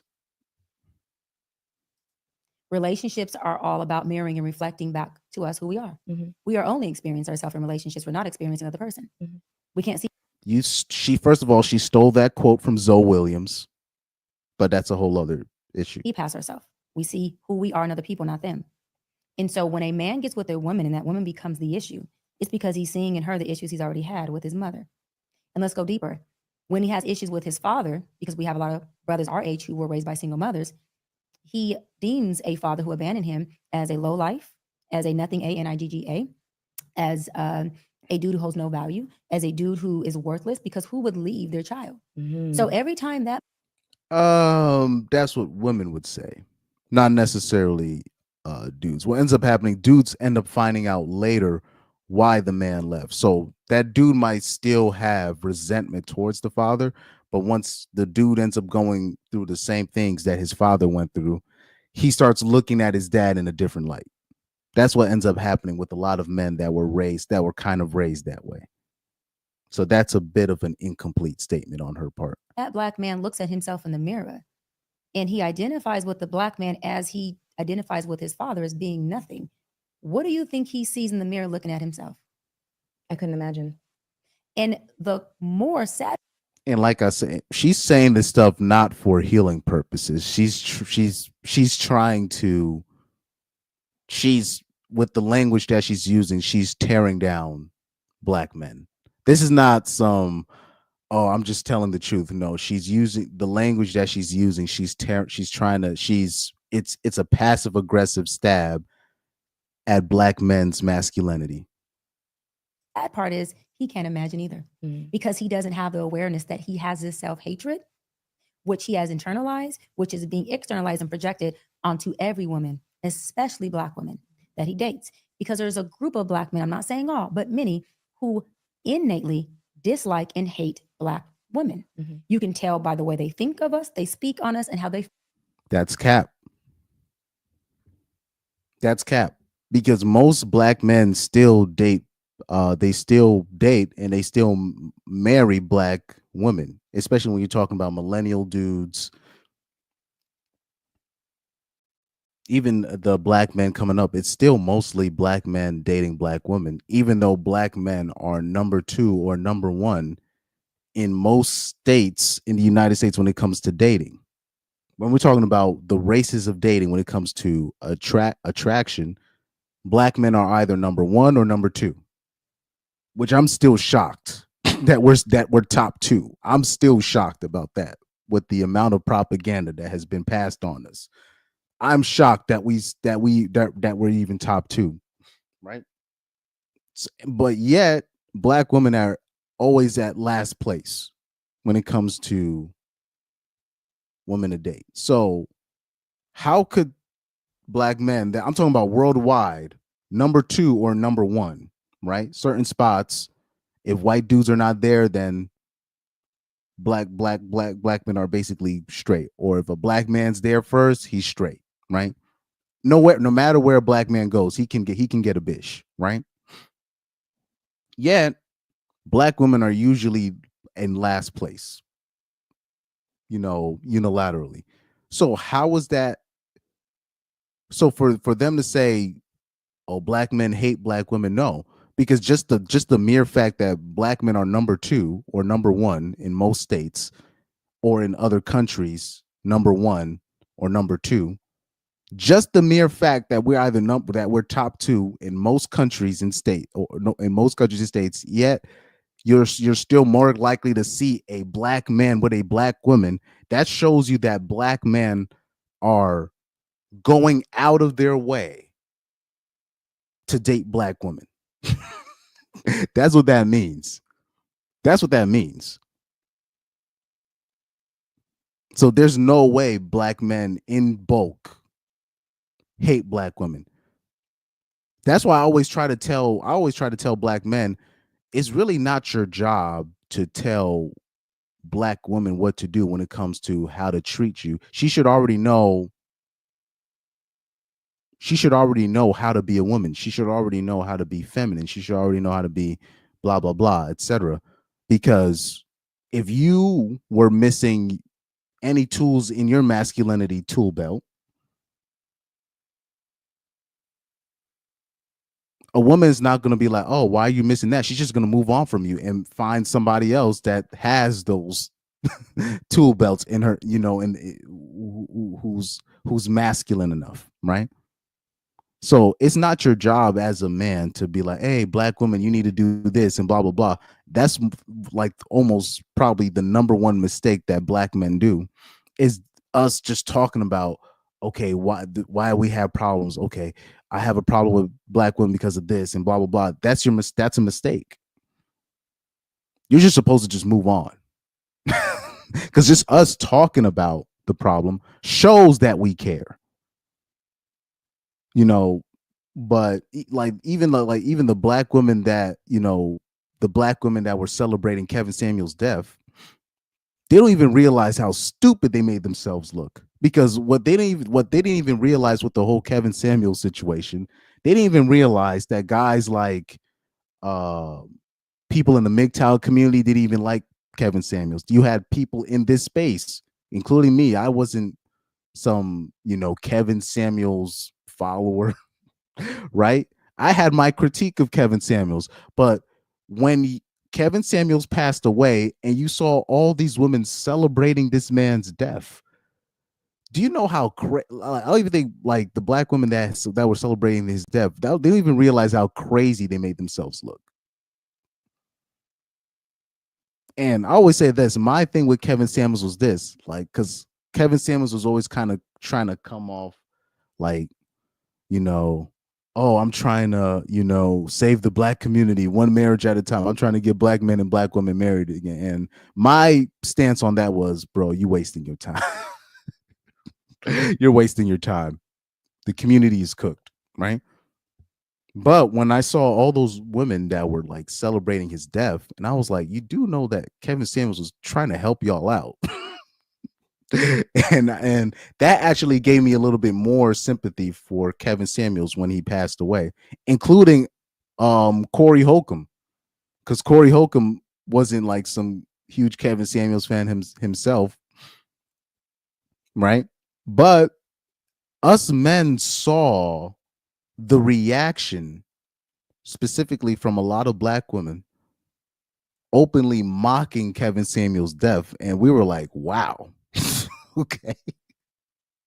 So just off rip, just off that information alone, this whole thing that they keep talking about, man, black women aren't protected, and black men hate black women. It's impossible. How is that? I don't even know how that's even true. But the problem is also, when you talk about black women's dating choices, we already know what type of dudes a lot of black women prefer. It's the pookies, the criminals, the unemployed dudes, the bums, right? A lot of them, most of them, really, if we're looking at the statistics.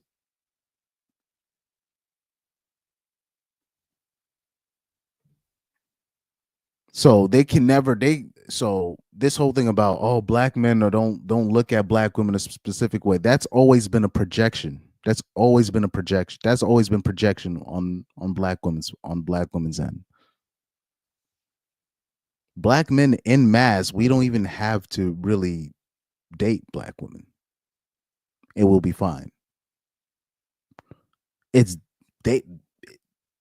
They're basically relying on us to date them. So this whole thing about, oh man, black men have this hatred for black women. I mean, I'm like, we still playing this. We're still playing that card. I mean, I'm like, they're not even smart enough to come up with something else. They feel about us. And to marry a man who has that context and that internal locus about black women is extremely dangerous, because how could he ever value you? Mm-hmm. And then he raises a son to think like he does. And the cycle perpetuates. The cycle continues. Mm-hmm. And so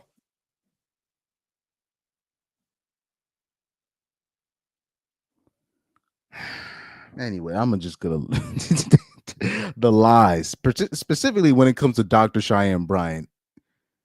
I don't know, man. This gender war per se is really about everyone doing a self deep dive in therapy being a lifestyle, not being just something that used as an interventive measure, but as a preventative measure, and saying, let me figure out who the hell I am so I can know who the hell works for me and activates the things in me that are conducive for the betterment of myself and the collective. Mm-hmm. And so we have just a lot of lost brothers out here who a lot that I've met that do want the help, a lot that I've met who don't even know that they need the help, but they're Well, the one dude that did reach out to you, you put him on blast on the DM side. But anyways, they're continuously dating. The bigger problem, though, are the women who are allowing these men at their table and they ain't got a motherfucking thing to offer, not even a napkin, a fork, or a spoon, and you allow them to the feast. Now, sis, it's okay to befriend them and help or educate or be a resource for wise counsel or lead them in the right direction. But to have them at the table, at the head, at that, to guide you and then be mad when they guide you to their turmoil. When they guide you right off a cliff. To their turmoil, because you become a product of that man. And he becomes a product of you. But darkness will always do what? Cover up lightness. The Bible talks about it. It says, it takes one bad seed. It didn't say these exact words, but look at the scripture, y'all. It says it takes one bad character to ruin all of the company. Meaning one person who's bad company ruins and infects everybody. We as women and men have to be very careful of if we are building and planting in toxic soil or building and planting in soil that is healthy. now the irony with her statement is kind of why now you're seeing black men deciding to date outside their race. And I'll say even black women as well. When black women move in the suburbs and they assimilate, they just end up just dating white dudes or whatever else is there, right? So you know what I mean? So that's kind of the irony to her, to her statement. But anyways, let's move on to Joy. I can't take Dr. Cheyenne Bryant seriously, especially, yes. So shout out to this comment right here. It's kind of hard to take her seriously. Anyways, shout out to this comment. He said, mind you, these two ladies in their 40s who are not married, no kids, and no family talking about what's wrong with black men. That's what I'm talking about. Both of them not married, both of them no kids, both of them basically miserable. I can see it in them. It's just, bro, talking about what's wrong with black men. You got to be kidding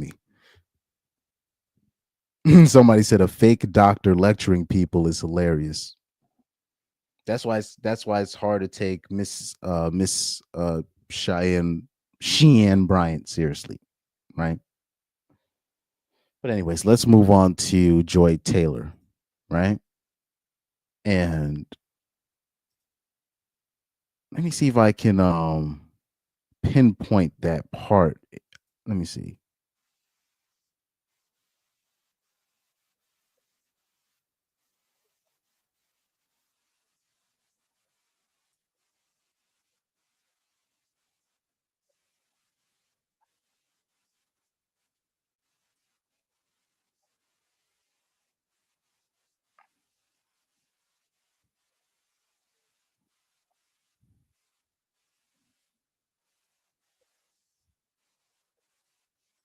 Anyway, let me see. I'm trying to find that part with Joy Taylor. So Joy Taylor had 19 Keys on his show. Now, 19 Keys, that's another person that I first saw him on Zoe Williams as well. The irony.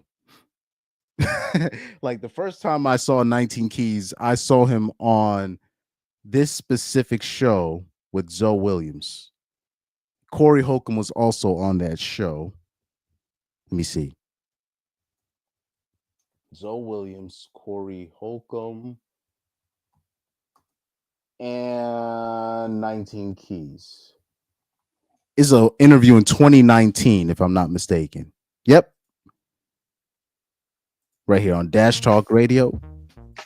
That's the first time I saw 19 Keys was on this show. This was what? Yeah, June 12th, 2019. I'll say this, the year 2019 for me, I got put on a lot of game. That was the year I got put on a lot of game, man. That year. That was the first time I saw 19 Keys was on this show. And then I would follow him on, Instagram and all this stuff. So this brother right here, part of the 5% Nation, if I'm not mistaken, which is an offshoot off the Nation of Islam, the NOI. He's what you call a classic pro-black, right? This is what you would call a classic pro-black, right? I'm not sure. Let me see if he. But anyways, let me Oh, shout out to OJ Desire checking in. But let's go back to this. Because I didn't pinpoint the part where they started talking about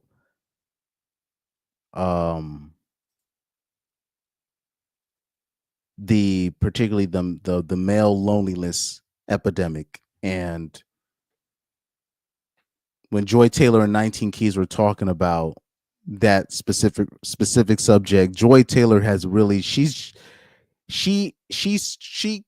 trying to hide her hatred for men, but she just can't hide it. Like she has like a real deep, like demon type, hatred for men. When you're talking about, the Julia Fox level, type of feminism, right?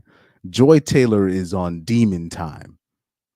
So much so, I might have, like I've said this for a couple of months now, but I might have to redact my video on Taylor Rooks. Or is her name Rook Taylor? No, Taylor Rooks, right? I might have to redact my video on Taylor Rooks and offer an apology, because her distancing herself from Joy Taylor might show me that she's not on the type of time that Joy Taylor's on, or that could mean is on that same type of time. Maybe she's just too hot. But since Joy Taylor, quote unquote, got away with it, I still don't see Taylor Rooks associating herself with Joy Taylor anymore. So maybe there's something there that I completely missed, and I might have to redact that video. I might have to put an apology video for Taylor Rooks, because I'm starting to, because when I'm looking at this and I'm looking at how Joy Taylor is, like she's a demon. She like, there's something really evil about her that I don't get that vibe from Taylor Rooks. Even if I don't think Taylor Rooks is a real journalist per se, she's not a demon. She's not a demon. Even like I'm telling you, like Joy Taylor, she's on demon time. But women like Joy Taylor that's on demon time, they usually have a similar dynamic. And Dr. Cheyenne Bryant, I've already heard about her dating history on Zoe Williams' show years back. So we already know what women like Dr. Cheyenne, like she's still sleeping with street ninjas as we speak. Don't get it twisted. Dr. Cheyenne Bryant, she's still messing with street ninjas as we talk, like as we're speaking right now. And then even then, like I remember even Corey Holcomb kind of outed her for being a current carpet muncher. So that's a whole other thing too. But anyways, talk to people. But when we talk about those Joy Taylor types, even the Dr. Cheyenne Bryant types, but specifically when you talk about the Joy Taylor types, they always have a similar background history. When they were younger, messing with older dudes, dating criminals, right? And they could never really move past that. Never really, they go to college, go through umpteenth men. They use their connections, whatever, to get the job that they do. And then they just decide to use their body as a tool to move up in the industry. Yet they're the biggest feminists. This is how it usually works. But let's see if I can pinpoint the discussion when they start talking about this situation. Right. You feel me? So it creates more social disconnection when I'm not feeling good. That nature. Well, like, listen, I do love some wine, but like wine is a real craft. I think it's interesting that like the feeling I have after drinking too much. The internet and online. I'm sorry. I'm going to try to see if I can pinpoint when they start talking about it. Being recorded, so you could just like talk more than the experience. And with some vibes, right? And I think the internet has created a lot of positive experiences and connections. I think it's given people who didn't have platforms. I think it's done a lot for social justice. But with anything, there's also a very, very dark side. And to me, I think that communicating with other humans has been the thing that the internet has been one of the things that the internet has really fucked up for me, because one, it's created this level of anonymity where people can. Oh, let me speed it up. Let me speed it up. Let me speed it up. Let me speed it up. In 19 keys, hold on. I'll say that in a little bit. Say whatever they want. Yeah, They feel that's a there's fact. never any consequences. And for the most part, there are no consequences for saying whatever Yeah, I you mean, the want. soft guy becomes a tough guy. Immediately. But also there is this true lack of like humanity that is a byproduct of not having consequences. It's like you can just say something horrible to someone and then just go about your day. And it's Like you do, Joy Taylor. Like that's when I used to like around, I think, I don't know, 2017 or 2018. That's when somebody hit me up to game like, yo, look at Joy Taylor's Twitter. All she be doing is going in on dudes and stuff. And the stuff I would see her say on Twitter, you know, call the dudes losers and you ain't getting no pussy and all this. I'm like, what in the that threw me completely off, because I never would have thought that Joy Taylor was like that type of person. But once I started doing my deep dive on her, I was like, she's one of those. it's not, I don't want to use the word bullying, but it is just this real tangible ick, you know, that's disconnected people in a lot of ways. I think everybody's feeling it, right? There's number one, there's such a large percentage of the internet that's just it. So when you're lonely, how you think? In these hubs online, you don't know if that was an AI that did that to you in Russia, because they're not gonna be watching our internet. Right. So and they're now, very particular about this epidemic.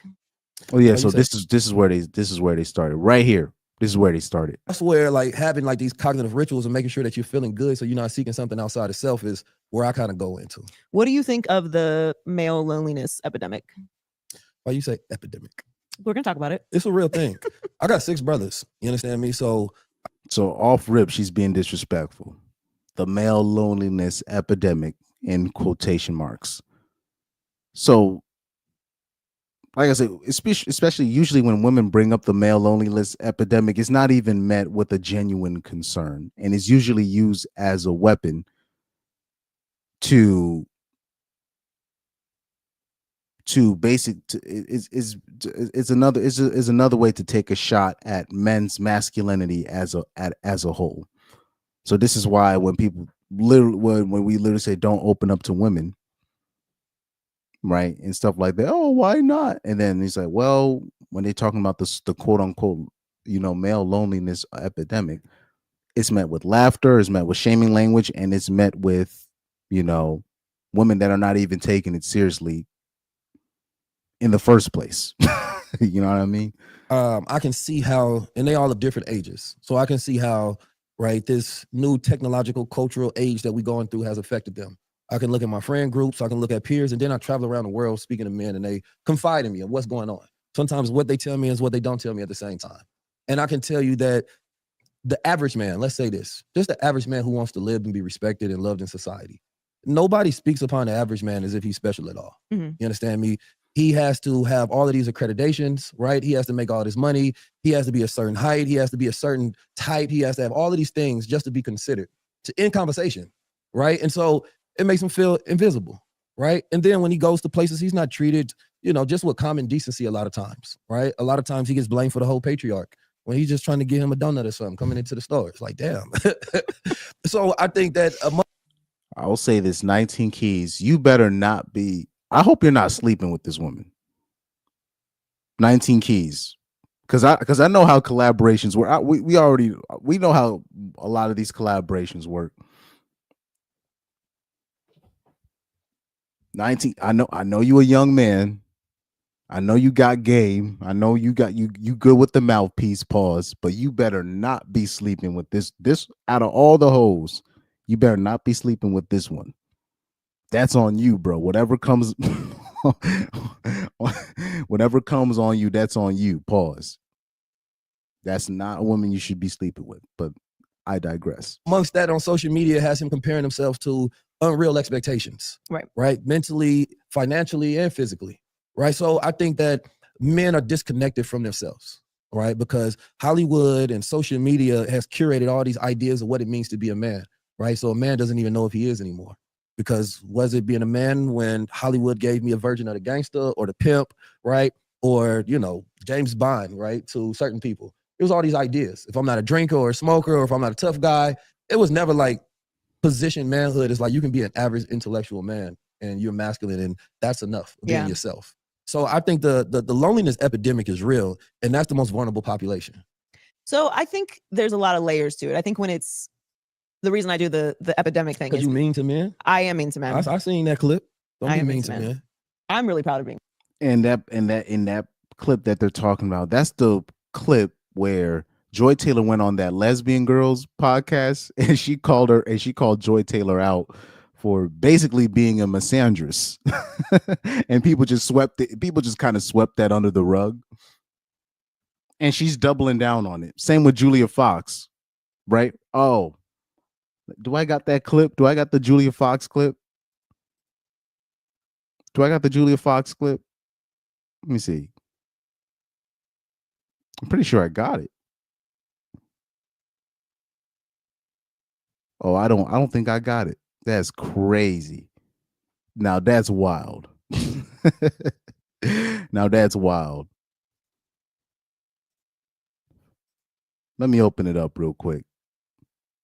I would have sworn I put it on my list, but here we are. Julia Fox.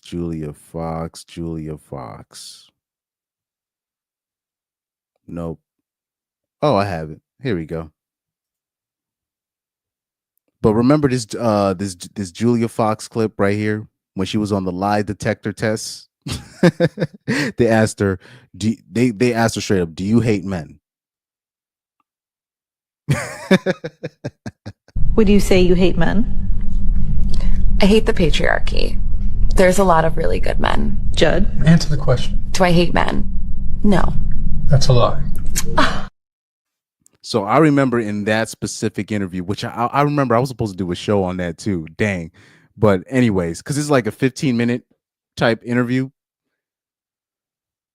But she doubled down on it. She was like, I don't care. It is what it is. You're just like, you're just baffled at just the like just how normalized open misandry is wild work. And you see how 19 Keys called her out. He's like, yo, I saw that interview that you did. The reason I do the epidemic thing is because you mean to men. I am mean to men. I seen that clip. Don't I be am mean to men.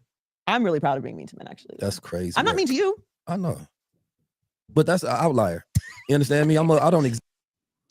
Like I said, 19 Keys. I hope you're not sleeping with this woman. You better not be. I know this is, you got to keep professionalism and all this, but you better not be sleeping with this woman.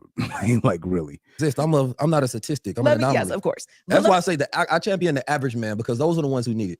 You feel me? I've always had certain privileges in life, right? Just because of the way that I see myself, the way that I think, my ability to communicate, my level of attractiveness, whatever it may be. I feel like I've always had privileges. So I speak outside of myself. From a woman's perspective, I don't like to speak on what men experience because I'm not a man.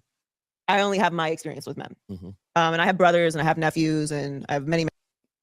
Yeah, and from your experience, you've been spreading a lot of nonsense with that. And in my life, and I adore them. I'm speaking from a That's cap. That's cap. women's perspective. This generation of women is one of the most unique generations in history, at least in modern times, because this is truly the first generation of women that have any kind of autonomy over their bodies, over their ability to make money, over their ability to be entrepreneurs. You don't have to have a man to get a credit card. You don't have to get a man's approval to start a business like this. When you are financially independent from men, it creates a different dynamic on the lowest end and the highest end. Because well, yes and no, meaning this. Yes, that women do have the opportunity to be quote unquote financially independent from men, but no, for the most part. They still aren't. Even though what's crazy is they do have the opportunity to be just completely financially independent in general, but what they fail to understand is most men aren't even financially quote unquote independent, right? And even the ones that are truly financially superior, they're still taking care of others, right? So those men that you still see with a lot of money, they still got employees, they still got people that they pay, they have maintenance people to pay, they have employees underneath them that they pay, they got chefs underneath them that they pay, they got personal trainers that they pay. They're not keeping those dudes that are quote unquote financially independent or whatever, they're not keeping all that money. That money is basically being spread around to various businesses, various things, charities, etc. Women think just being financially independent is, oh, I don't have to, I got this money and I can just take care of myself. So that makes me financially independent. That makes me financially independent. So even, so in their minds, they think they're financially independent. So, but they're still not.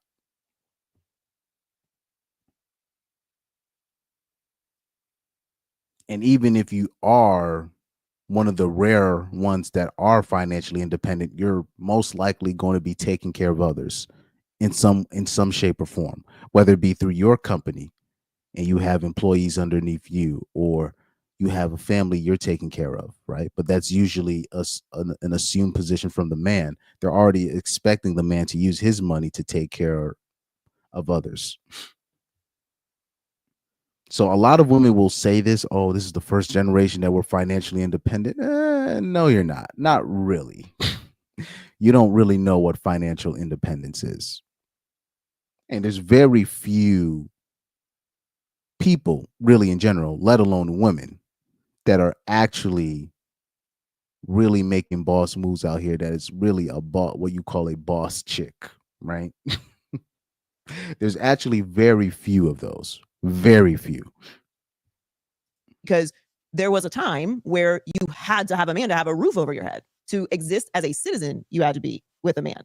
And not just like claimed, you had to be married and then like immediately make children, whether you wanted to be a mother or not, whether you were fit to be a mother or not. Like there's just a lot of things that define women that are not in existence right now in totality. And but people would think that's like with the way it was back then when it was like that these are tradition, these are ancient things, these are not progressive. I would actually argue the opposite. That was actually the people from back then, they understood how women were. So this is why things were set up the way that they were, because nothing's really new under the sun. Because now the things that women are asking for, traditionally, that those problems are already fixed. Because the stuff that women are asking from men is what they already had set up back then. But women didn't want that anymore. Now they want how things used to be back then.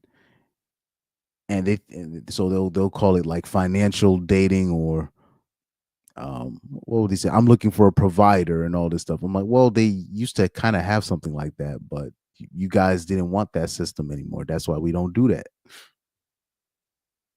So this whole thing about, oh, you not being progressive. No, they were actually ahead of their time. They already knew what was going to happen if you allow women to assume that responsibility of them making their own money per se, giving them bodily autonomy per se. They already knew what was going to happen if you allow them to do that. The connection to men has become a different demand. Now, this is my experience. And the women who are close to me. I'm not speaking for all women. Like I'm just giving my opinion on what my experiences are and the women who are around me are experiencing, because I talk about it all the time. I literally had a conversation on the way here today with my girlfriend about this. And what I think the disconnect for me and those men is twofold. One, I don't need a man to do anything for me but love me. Cap. We already know that's cap. I can love myself, but I can't love myself in the way that a partner will love you, right? Like love. I don't need you to feed me. I don't need you to put a roof over my head. I need you to protect me, but in the sense that you like protect a partner, not like safety in the world. Again, cap. And I think that's a dynamic that is really difficult for a lot of men because men were not raised to be interesting. Like you just had to show up and have money and that was like enough, or show up and be tall or like be from the right family. And that's just not the case anymore. The other part. What in the hell is she talking? Men are raised to not be interesting. When women say stuff like that, that's how I was like, oh, I already knew Joy Taylor was the type that was dating criminals when she was younger. Because usually women that say stuff like that, oh, men are not interesting, men are so boring, men are the easiest thing to get, and blah, those are women that dated criminals when they were younger. It's like just like clockwork. Just like clockwork. I mean, of course, nothing's going to be more exciting than dating a criminal. I mean, it's not going to be no more nothing more thrilling than that. Since it's the thrill that you seek so much. Of course, nothing's going to be more thrilling, I guess, per se, than dating a criminal or dating a drug dealer or somebody that likes to rob drug dealers. You know how she responded. And now that she's in the world of entertainment where she's bumping, arms with all these athletes and whatnot, and a lot of them are very similar in their mentality, and she realizes that there's really nothing much that she can get from these athletes anyways. Now she has her quote unquote her own money. And now that she's used her body to move up in the game, of course, men to her are boring. Men are raised to not, they're just raised not to be interesting. Are you kidding me? The only reason why you got your job is because you literally slept your way there. But men aren't interesting. Have people actually watched Joy Taylor on these sports shows? Like when I watch Joy Taylor on these sports shows, she literally has nothing to say. All she does is repeat whatever the man next to her has said. That's all she does is she repeats it and repackages it a little in a different way. That's all she does. She was at her best when she was just a moderator. That was when she was at her best, when you were just there to just sit there and look pretty and talk about the topic changes. That's when she was at her best. But in terms of talking sports and all that stuff, like she has nothing to say. She has nothing new to offer. But women like that go unchecked and kind of just do whatever they want to do, and men just kind of let her go unchecked. These would be the same type of bras talking about, oh, men aren't interesting and all this stuff. And this goes into my suspicion of Joy Taylor, right? Because remember, like women like this, they're going to do everything they can to avoid dating an average man, right? So this goes into my next point on Joy Taylor. And same thing goes for Dr. Cheyenne Bryant, and she's kind of been outed already for this. I think Joy Taylor is down low. When women talk about, like men will say, oh, I'm not really interested in women and blah, blah, blah. What's the first thing a woman gonna say? Oh, you gay. You must be gay. And really it's projection when they say that, right? So I think with Joy Taylor, the stuff that she just says about men, like just her disgust of men in general, I've often questioned, even like with her, I'm like, I don't even think, because with her is obviously Chad or bust, but I even think she's getting bored of the Chads and the Tyrones because she's already with the best of the best. She's already with these athletes. She's already been, but there's really nothing she can gain from him. So eventually she's going to get tired of those guys.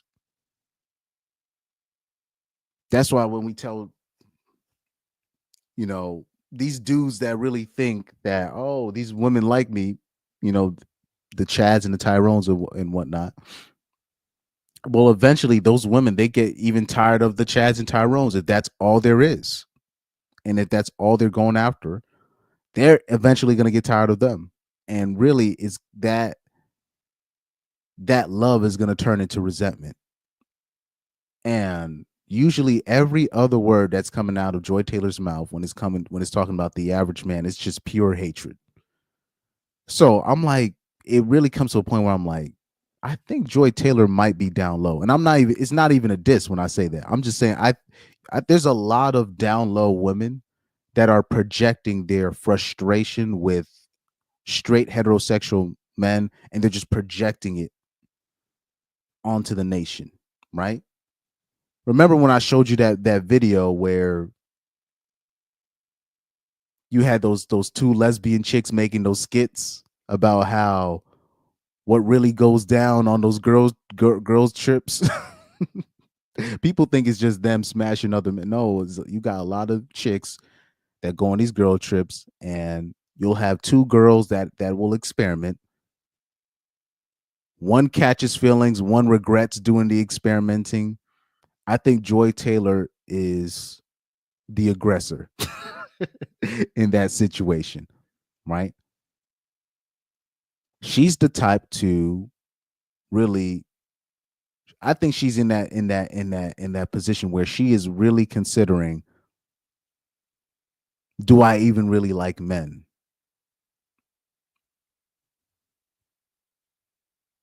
And do I have more love for women? Do I love women more than do I love women more than I hate men? I think she's really at that cross, like she's at that crossroads, in my opinion. I think she's at that the DL crossroads, right? She's at the DL crossroads where one day she's just gonna pop out with her girlfriend, and it's gonna be like, oh, okay, that explains everything. Because remember when Donnie McClurkin, right, the famous pastor. I don't know, people might not know this story, but remember when Donnie McClurkin, like he was talking about how in his past he was gay, right, and now he's single but he's straight. He said he gave his life to the Lord. Now he's not gay anymore. He's delivered, right? But remember when he was talking about his struggling with dating and how women have made it really hard for him on the dating scene, and all the comments were literally women were like, well, that's because you're not really attracted to women. Right? And that could be true. But I wonder why we don't use that logic for, when we got remember the feminists that I just showed you. You got feminists like that. You got women like Joy Taylor, Dr. Cheyenne Bryant, who's already been outed of having an undercover. She has a girlfriend on the down low, right? Who she's already been kind of exposed about that situation.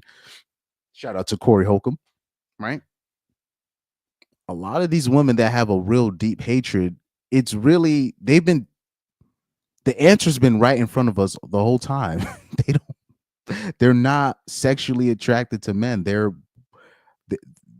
want to move on to the next stage of their life, or they've always been down low, and their frustration with men in general, or their poor choices when it comes to dating men, their poor choices in picking men, is a manifestation of their undercover lesbianism. Right? So this is something that we definitely gotta pay attention to. Part of it is, I think the propaganda that those men that you're talking about are being fed is that women like me are the reason that they are not happy, which is not true in totality. Well, no, they don't blame women like you per se, but they obviously don't look too fondly on feminism or liberalism in general, to kind of look at it as, oh, women like me are they could give a fuck if you live or die, Joy Taylor, respectfully. But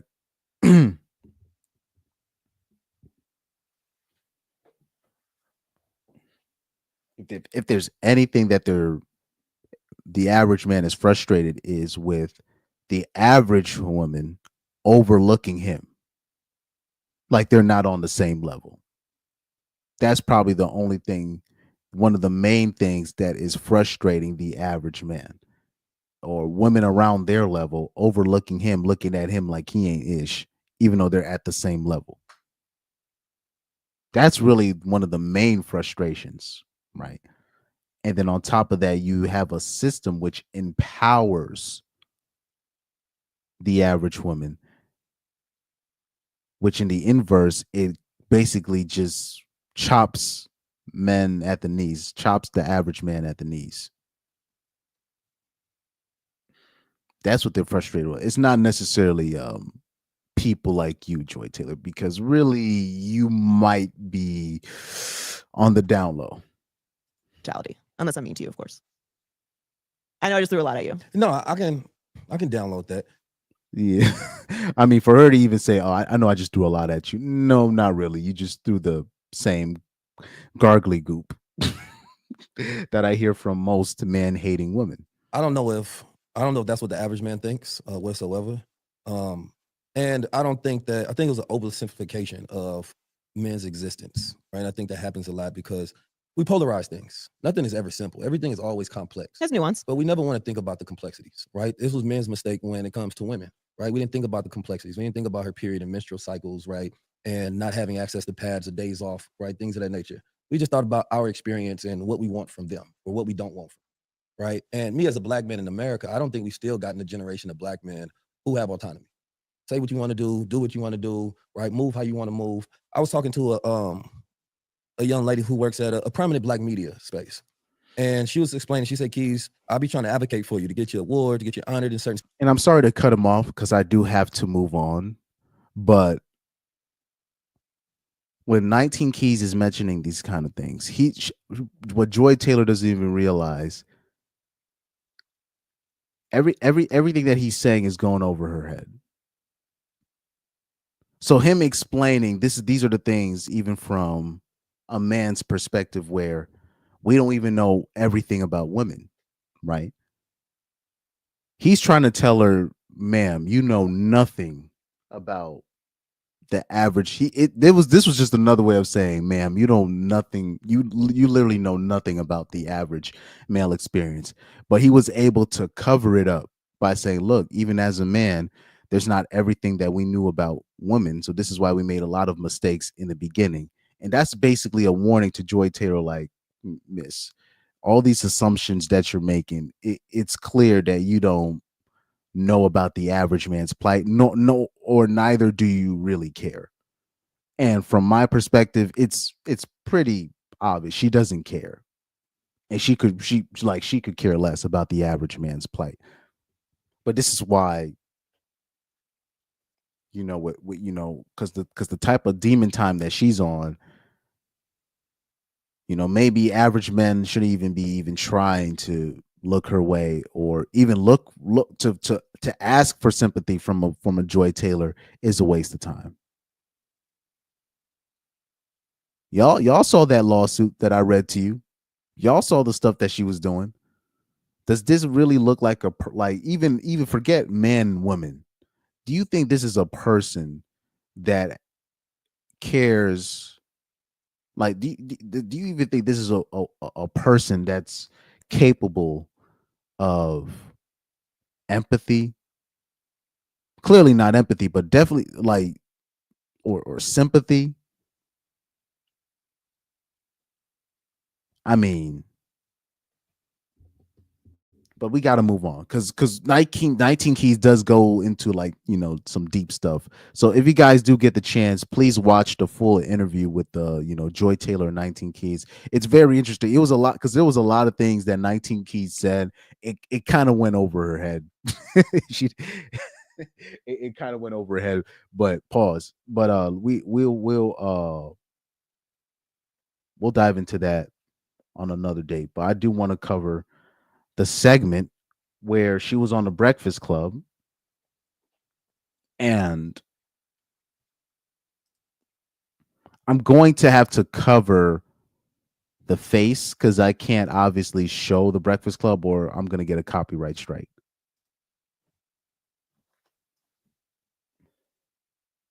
Yeah. So we're going to have to boost this up to 1.25 and then we're going to put a picture over this because we have to. Okay? Oh, this will be good enough. This will be good enough.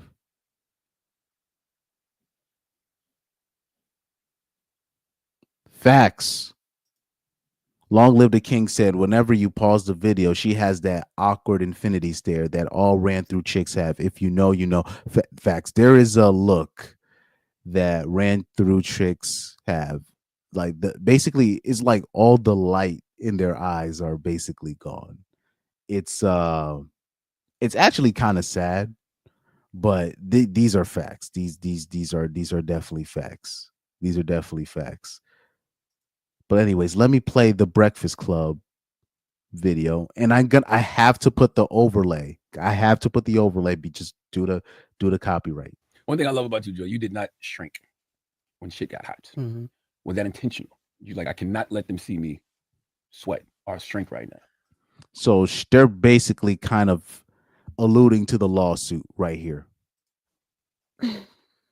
Yes, it was intentional to show up as I did. I'm not an unintentional person, particularly when it comes to what people see from me publicly.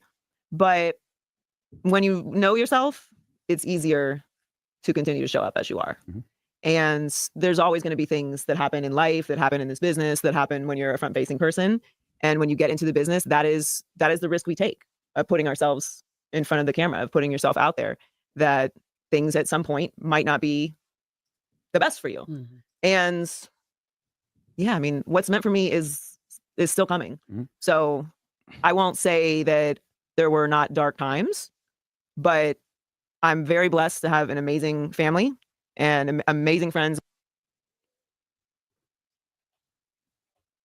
Man, if that was a man that had that kind of a lawsuit, they would have just dived right into the lawsuit. They would even talk around it. But anyways. And mentors and an amazing team and people that know me and have known me for my whole life, reminding me of who I am and what I deserve. And I'm really grateful for that, because even when there are moments of doubt of what it is you deserve or what it is you're capable of and what it is that you know, how you should show up in the world, when people are there reminding you, it's important. So I'm grateful to have an amazing group of friends, an amazing group of like just support around me. But yeah, everything's intentional. Is it hard not to address? No. Mm-hmm. No, I've never felt compelled to litigate that. Mm-hmm. Genuinely. Did you feel? I bet you they went, before the meeting. I bet you before this interview, that was basically on the cue cards. Hey, look, I don't want to talk about this lawsuit, but you can hint at it, but I'm not gonna talk about it. But I don't know why people are not brave enough to be like, look, in that lawsuit, like I can't believe nobody's been able to be up in their face and be like, look, in that lawsuit. Even when she was on Joe Budden's podcast, they didn't mention the lawsuit. They weren't brave enough to mention the lawsuit. When is anybody gonna get balls and gonna be like, well, in the lawsuit, the hairstylist said that you slept your way to the top, you strategically slept with certain men to get your own show, and then you threatened to leverage your sexual encounters with these men, but particularly with Charlie Dixon. Allegedly, she says you threaten to Me Too him with a case if he doesn't give you what you want or he decides to fire you. What do you have to say about that, ma'am? I cannot believe nobody has had the balls to say that to her yet. It's just, I the stuff that they would, especially the Breakfast Club, how messy the Breakfast Club is. What, like the times they pick and choose when to be messy, it has always rubbed me the wrong way.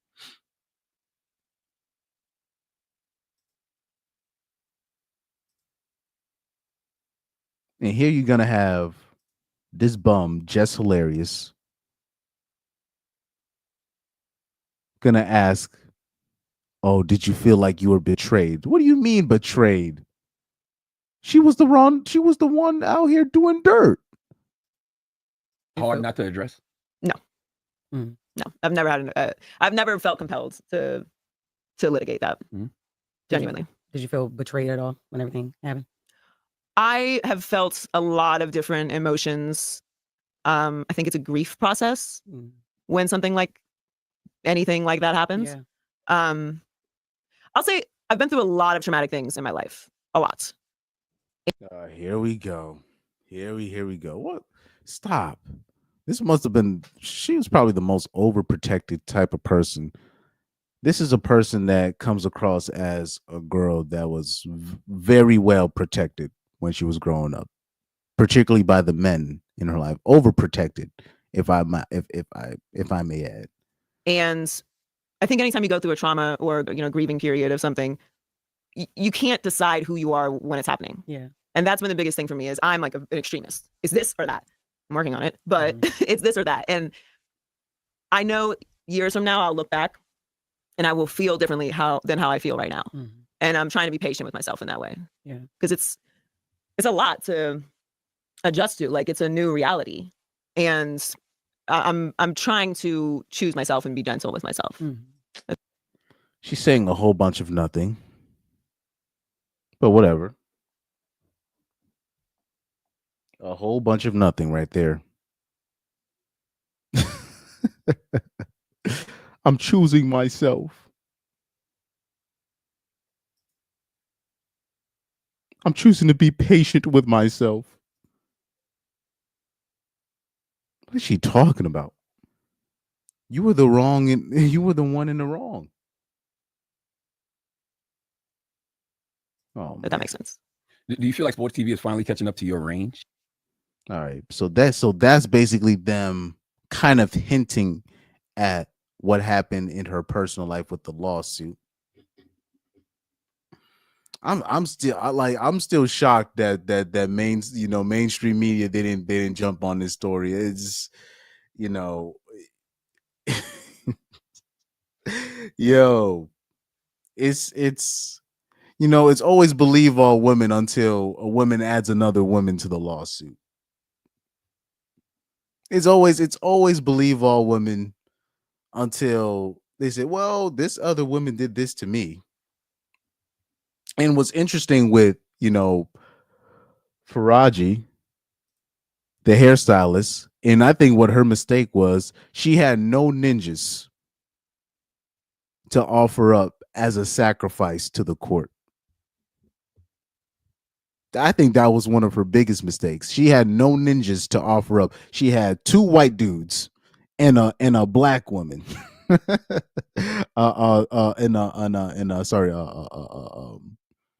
A mixed race black woman that's a uber feminist that's protected by those same two. That's also one of the white dudes. She's protected by white men in that same company. So that's one of those rare lawsuits where the woman is actually telling the truth, but nothing gets done. And like I said, yeah, her mistake was she was very specific on which men were the problem. She wasn't saying, oh, there's a toxic masculinity culture. No, she was saying, nope, these two men were the ones that did this.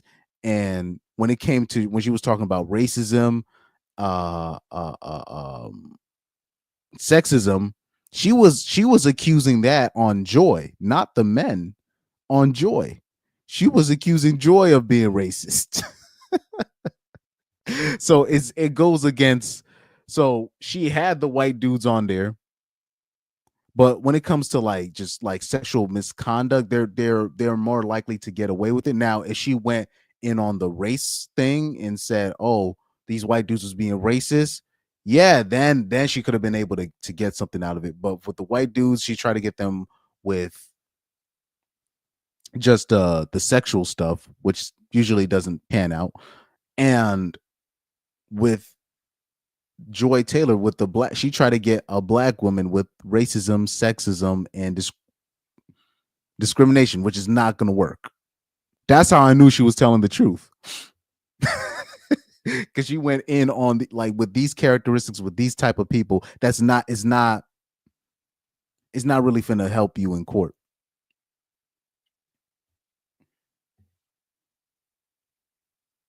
Now, is she accused Emmanuel Acho of any of those things, or one of the Shady McCoy, the hairstylist?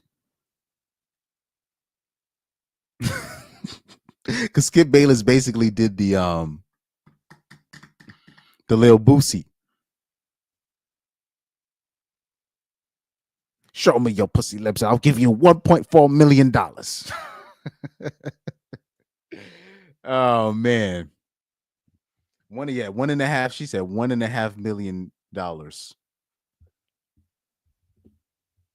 People think she's lying about that. I don't think she's lying about that. I don't think so. But anywho.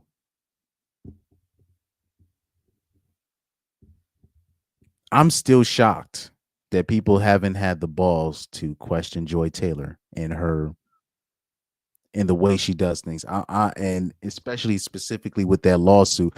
It's interesting, man. It's always believe all women until it's making a woman look bad.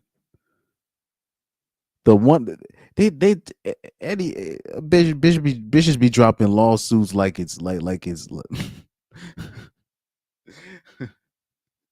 what's that garbage ass wide receiver's name that Cam Newton played with? I forgot what his name was. Yeah, Ted Ginn Jr. Like bitches be dropping lawsuits like Ted Ginn Jr. be dropping balls.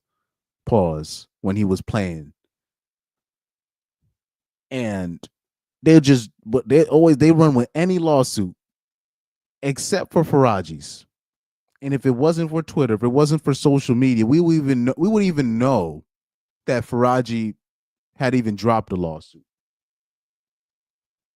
We wouldn't even know we wouldn't even know about no hairstylist from FS1 if it wasn't for social media. It was social media that put the transcripts of the lawsuit online. You didn't see no hint of no transcript on any news outlet site, no news article, not on ESPN TV, Fox News TV, CNN, MSNBC, ABC, CBS, none of that. But then we put Shannon Sharp's tweets, the lawsuit for Shannon Sharp. We put all of that on blast for everybody to see. It's crazy. It's just wild to me. But even though with that Shannon Sharp thing, we already know that's fake. We already know he didn't grape nobody. But we're still gonna put him through the humiliation ritual. We're still gonna put him on blast. We're still gonna put him through the ringer. But everybody gets to hide low. And what's crazy is Charlie Dixon and Skip Bayless, but specifically Charlie Dixon, was able to hide under the radar with that lawsuit, even though he ended up getting let go from FS1. He was able to hide under the radar from the lawsuit because Joy Taylor was part of the lawsuit. That's how you know they have an agenda to push. Because they can't have no lawsuit where you got a raging feminist like a Joy Taylor being caught up with this nonsense. Especially remember in that lawsuit when Faraji had told Joy Taylor what Charlie Dixon was doing to her or what he was saying to her, and Joy Taylor basically told her to suck it up, buttercup. I was like, damn. She straight up told her to just you gonna get such in troubles.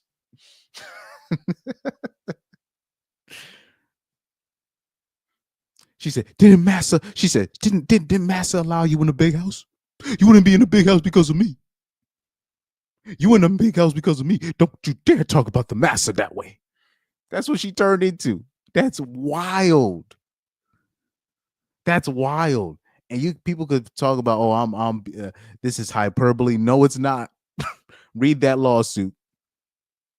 She basically told her, man, you wouldn't be here if it wasn't for me. So you gonna keep your mouth shut. Straight like that. Straight like that. Like Big Boy would say from Outkast. Straight like that. Look up that lawsuit. Look up that lawsuit. Or whatever. Look at the live stream that I did with that lawsuit. It's all there. It's crazy work, really. That's the definition of crazy work right there. And notice, nobody has said that she was lying. Nobody said that the hairstylist was lying. Nobody. Nobody says she was lying. Should really tell you everything you need to know. Oh, I'm not going to address this lawsuit. Please. I don't feel the need to address. All right.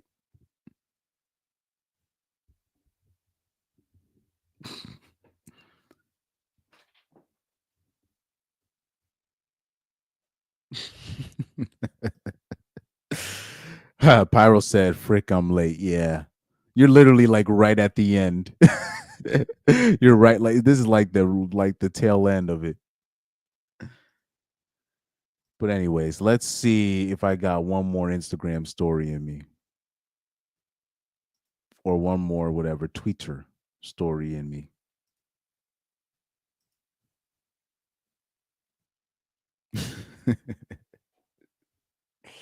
Oh, man. Let me see if I can find something.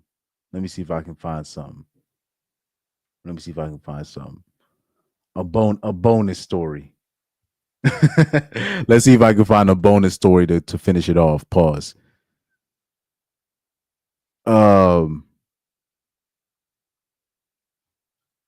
Let's see.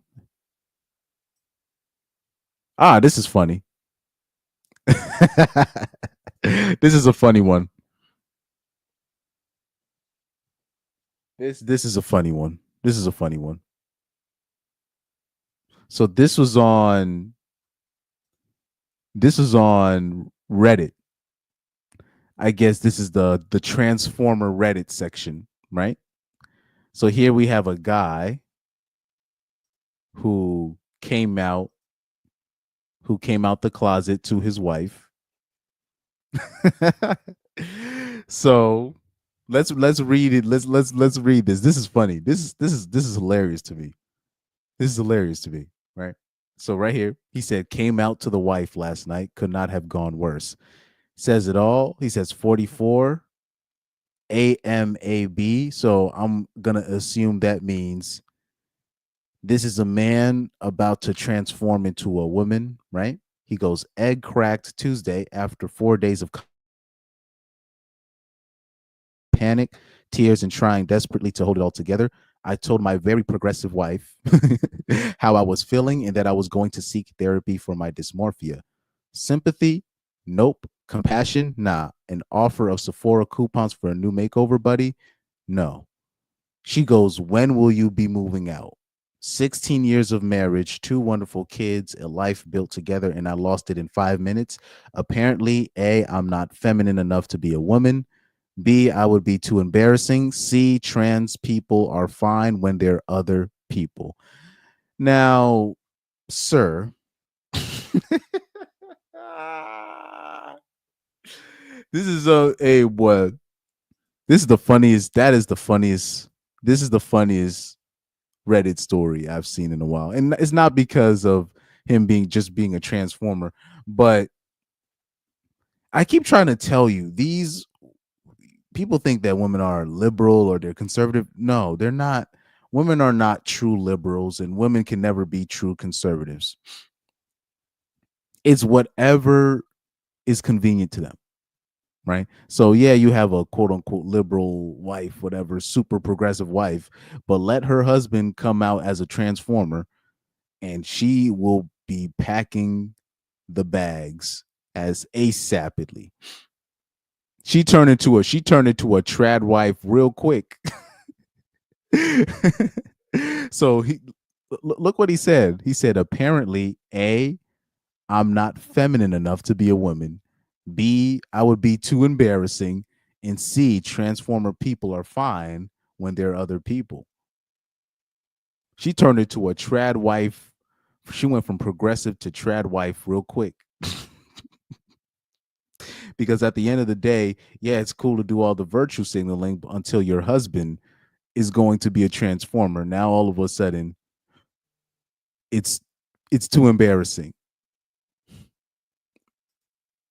Keep trying to, hey boy. He said, wait, he wanted to be a transformer. How's that going to work if your wife wanted a man?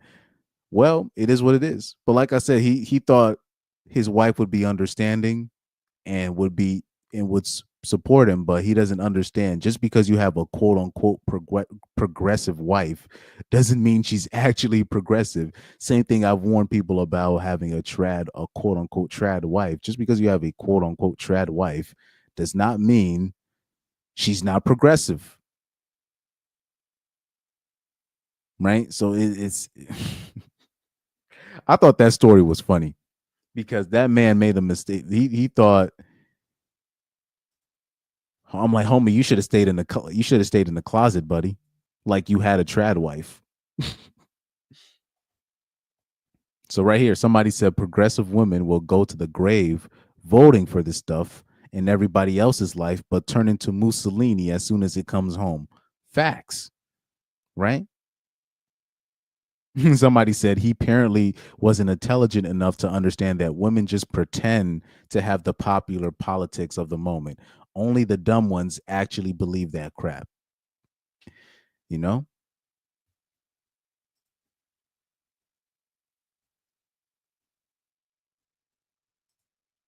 These are facts.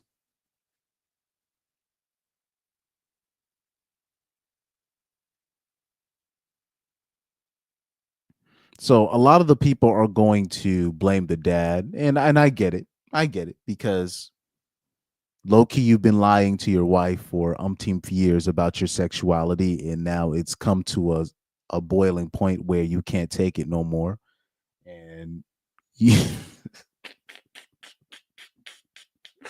Oh man, I'm thinking about the Star Report in my head right now. He'd be having so much jokes about this stuff. Anywho, it's come to a boiling point, and just he thought because his wife was super progressive or whatever, he thought she would be more understanding. Not that I'm pretty sure he expected a divorce, but in terms of having no support and just you just getting kicked out immediately, he probably did not expect that. but like I said, you know, that's the mistake that he made.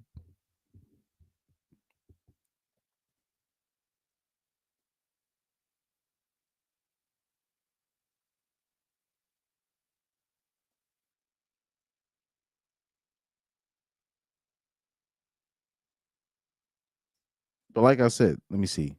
Okay, so somebody said, I don't feel bad for the wife because the signs he was a homo 100% were there the entire time. In 16 years, she 100% knew what she was dealing with. I half agree with that. There had to be some signs. There had to be some signs. But like I said, when it comes to a woman getting what she wants, she will overlook red flags for a guy that she wants, or if the guy is meeting her physical expectations. Because I will say this with her reaction to this, clearly this was a guy. This wasn't no like small itty bitty guy this is one of those guys that she selected, right? That had the genetics, and this is the guy that she wanted in terms of genetics wise, and this is good for her image. This is one of those liberal chicks, right? Oh, I'm open to dating anybody and blah blah blah, or the equivalent would be like the trad wife that's so-called, or the trad girl that's so-called a champion for all men and all this stuff, and she feels bad for short men, but then that the husband is like 6'5", 6'6". So this is the opposite equivalent would be the liberal girl that would be like, oh, the patriarchy this, the patriarchy that, and blah blah blah. But yet she ends up still picking a guy that's taller than her, stronger than her, faster, smart, her complete superior, and then she's talking about this is my partner. So that would be the liberal equivalent. Somebody said how to make a white liberal woman based in 5 minutes. Somebody said so typical, not in my backyard liberal. Facts. Somebody said just further proof that no matter what the crazy say, they know deep in their heart that it's all BS. You know?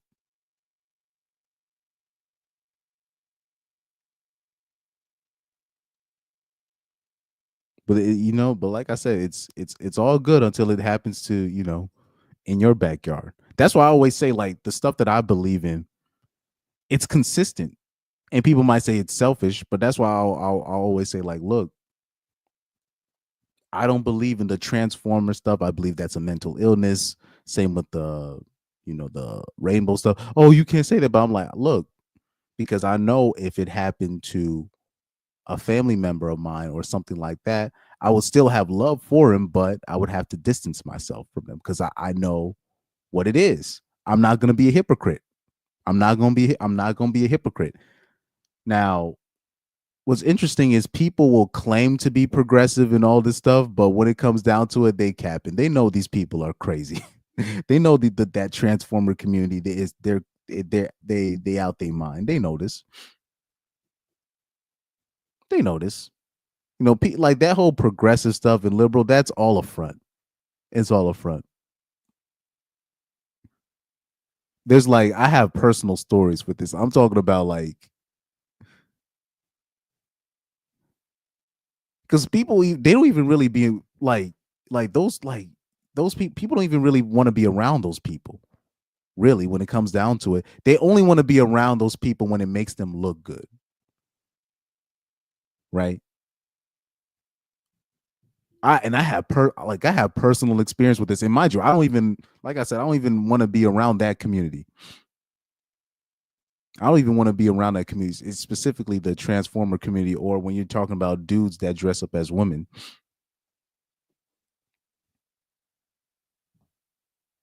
But what's crazy is when pushes came to shove, I've had to be the nice guy. So let me tell you a personal story before I sign off. Let me tell you a personal story before I sign off. That just happened recently.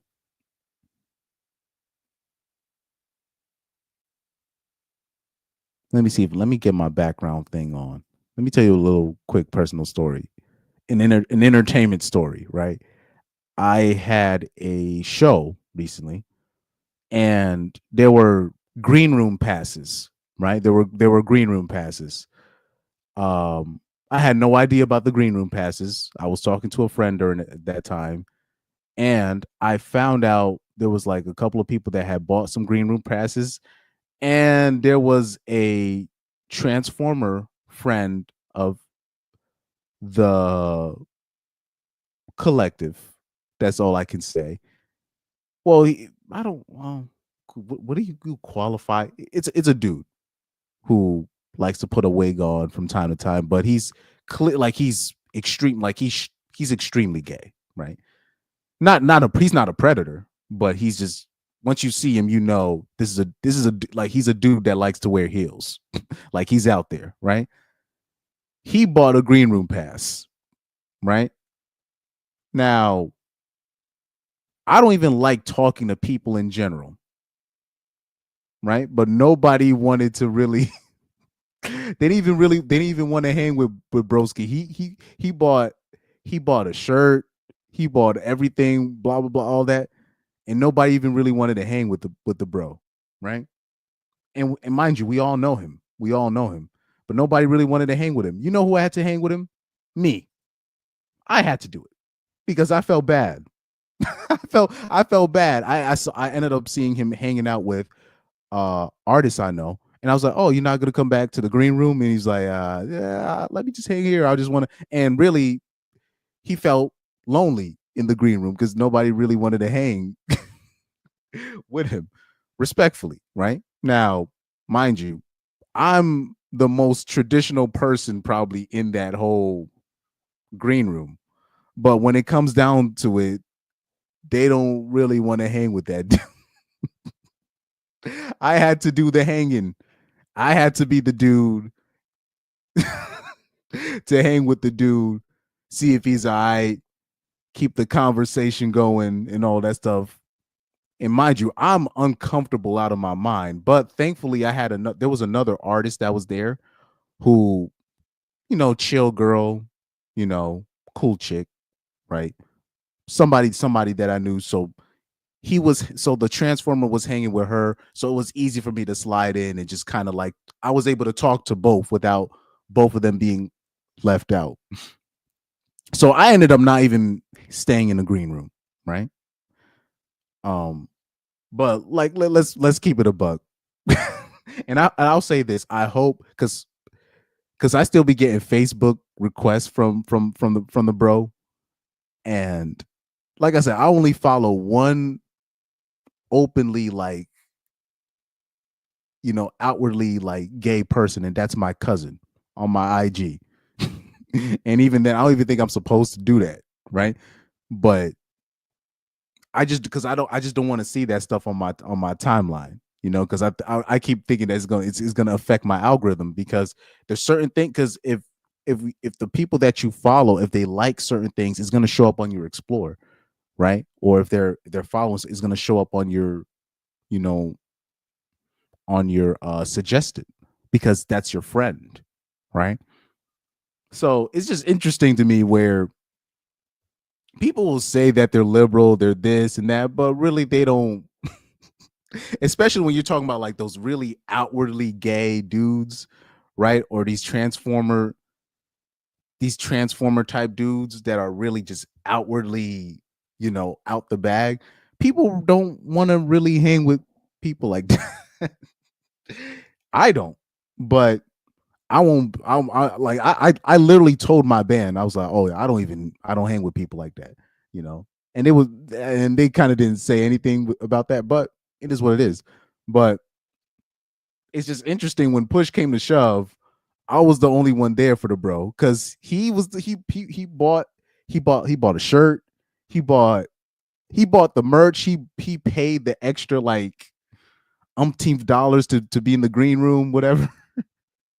And you're just like, I felt bad. I legit felt bad for the dude, because he didn't even really want to hang in the green room, even though he paid the price to be in the green room.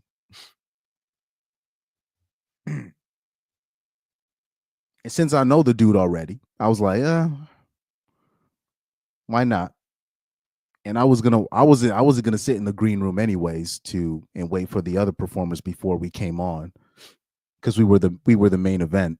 But I was like, fuck the green room. I'll fuck it. I'll kick it. I'll kick it with the people that I know. And luckily for me, there was another artist that I knew that was right next to him, so I was able to just fit in like right there. And I always say this, it always works for me. That's what I will say. I think the optics always work in my favor because I'm short. I think that's what also helps. So when they see me they see me talking to Isaiah. Oh fuck, I said his name. Holy shit. If they see me talking to Broski, I'm gonna have to blank his name out. If they see me talking to the bro, since he's a lot taller than me, it's not, they don't think nothing. But nobody wanted to hang. I was like, God damn. Y'all low key treat him, y'all low key doing him dirty, and he bought merch. But anyways. Damn. Ainsley is not who you think. Oh shoot. But anyways. Anywho. That's all I have to say about Joy Taylor. That's all I have to say about Dr. Cheyenne Bryant. There's really not much more to say. So Pyro said, what about down low ninjas? I can't really tell. I've had my suspicions on certain people, but that's I can't focus on that. That's why I don't mind a person like the person that I mentioned, because at least I know what he is. You know what I mean? Because there are a lot more down low ninjas than I thought. Right? Remember that clip where you had that Transformer dude talking about, oh, she was talking to that girl and was like, we're dating the same dudes, right? And she was like, no, we are definitely not dating the same dudes. But I had to come into question. I'm like, well, are the Transformers dating the same way like the women are? They're only doing 6 feet and up. Are they doing that same ish? If that's the case, maybe, I don't know.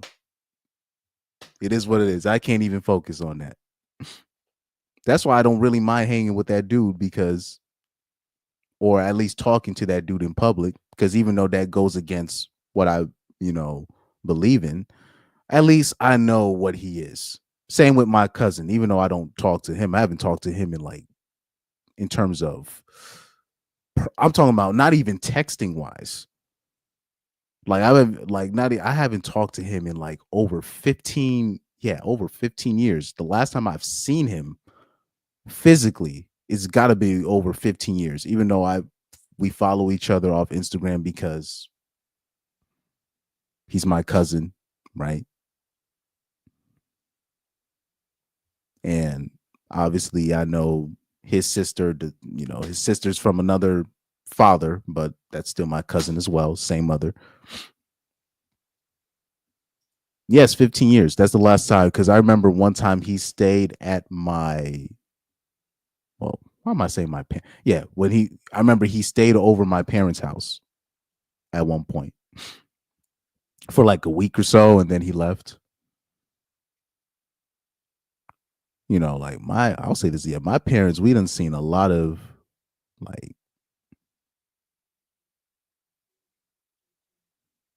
I'll tell you another personal story. Like my dad, he doesn't have a whole lot of friends, but I remember one time he had his boy. He had him stay over the night for one time only, because he was going through a divorce and he had no place to stay. He literally had zero place to stay. He had to stay over our house for that one night. He had no place to go. And usually when you got a dude or a man who has a male friend going through a divorce, usually that dude is completely by himself, because even the wife doesn't want him around. You know what I mean? In terms of, if you have a male friend that's going through a divorce, and you ask your wife, can that man stay over? She's going to say no. So that's when I first really learned about how brutal divorce can be. Right. But I took it as, he's not doing things the right way, because I was a young kid during that time. Right. So yeah, I've had some interesting people, but I remember my cousin, like I haven't spoken to him in like over 15 years, because the last time I saw him was like 2008. The last time I like saw him physically or like talked to him. It's somewhere between 2008, 2010. I might have seen him one other time. It was somewhere between 2008 and 2010. Ever since then, I haven't seen him. I've seen him. Everything that I've witnessed from him has been via social media. Because basically he's kind of ousted his own self from the family, because when he came out the closet, he kind of separated himself from the family. Except obviously his sister is, he's still cool. He's still cool with all of his sisters and his other female relatives, right? But you know, that's it. That's it.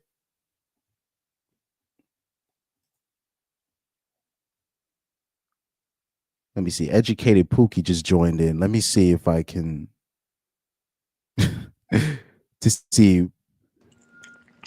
Yo, I just what's added good? him. What's up, bro? What's good? Yeah, I'm kind of late. I was here in the beginning, but my Oh yeah, I saw you. I don't have all my YouTube channels got nuked, so I don't have anything to sign in on.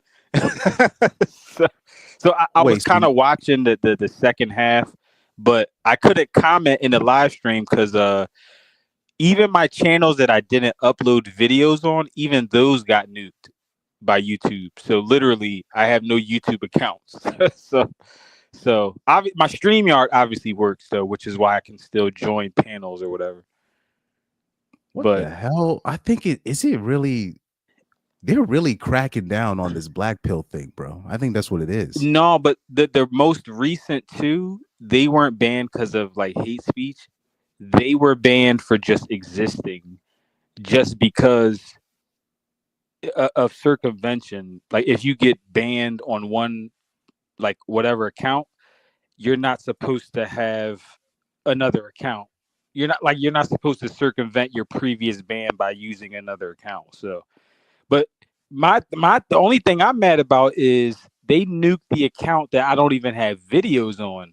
Like I don't have any community posts. I don't have shorts. I don't have reels. I don't have live streams. I don't have all I do is watch videos and make comments, and somehow that video, but again, it's probably because they're all linked to my same Gmail, like you know, like even though they're separate Gmail accounts, because I sign, in and out of them, they're all still linked on the same device. So I think that's probably why YouTube easily found them, or so I get it. So whatever. Yeah, so that makes sense because I saw that happen to Tommy. Was it Tommy Sotomayor? Oh yeah, Coach Greg Adams. We were basically, so any linked account with that banned account. So if something happens with one, it's just gonna it yeah. the rest. So No, but Chris, all the really good ideas I have for like long form black pill content, what I'm going to do, obviously I'm going to clean it up. It's not going to be like my old shit, but my actual like, shit without controversial whatever. I'm going to just have somebody else upload all of that shit, like somebody I'm cool with, and they can monetize it and do whatever, and I'll give them a little part of the just for the trouble of uploading shit for me and shit like that. I'll split some of the, like, if it's monetized, I'll split some of the profit with them. You know what I mean? Just for helping me upload shit and whatever, doing that portion of it. Because I can edit the shit, or somebody else can edit it, and then whatever. Somebody, because I don't care about, honestly, I don't even care about getting the credit for certain shit. Like the other nigga, if they wanted, they could be like, yo, Tyrone, I want to take credit if these ideas are really crazy and whatever. I'll be like, nigga, go ahead. I don't care. Like, so recently I did a video with King 6'8" the Great, right? So I had they him love talking about him. The black pill niggas love, and the game niggas love talking about him too, because they love criticizing him, talking about, if looks matter so much, then why didn't King 6'8" the Great smash her right then and there? He has no game.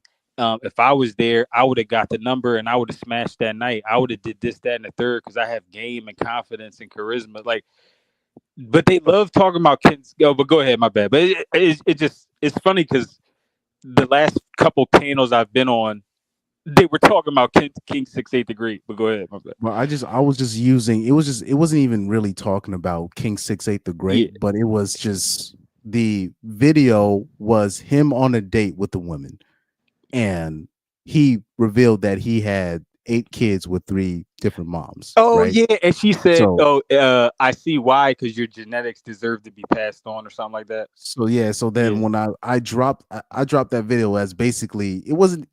I know I said the ultimate black pill episode. And I know I said that, but it was really just a F you to everybody in terms of all these people that like to bring up God and religion and doing the right thing and all this stuff. And oh, black men are creating broken homes and all of this. I'm like, so why was that not mentioned when I'm like, this is the proof, right? This is all the proof that I need. Now, what I found it interesting was I didn't diss anybody. I didn't curse or anything, but that video got removed. I didn't get a strike, but I got a warning. You got a warning, yeah. So if I drop another video similar to that, I will get a second strike. Yeah. So I think.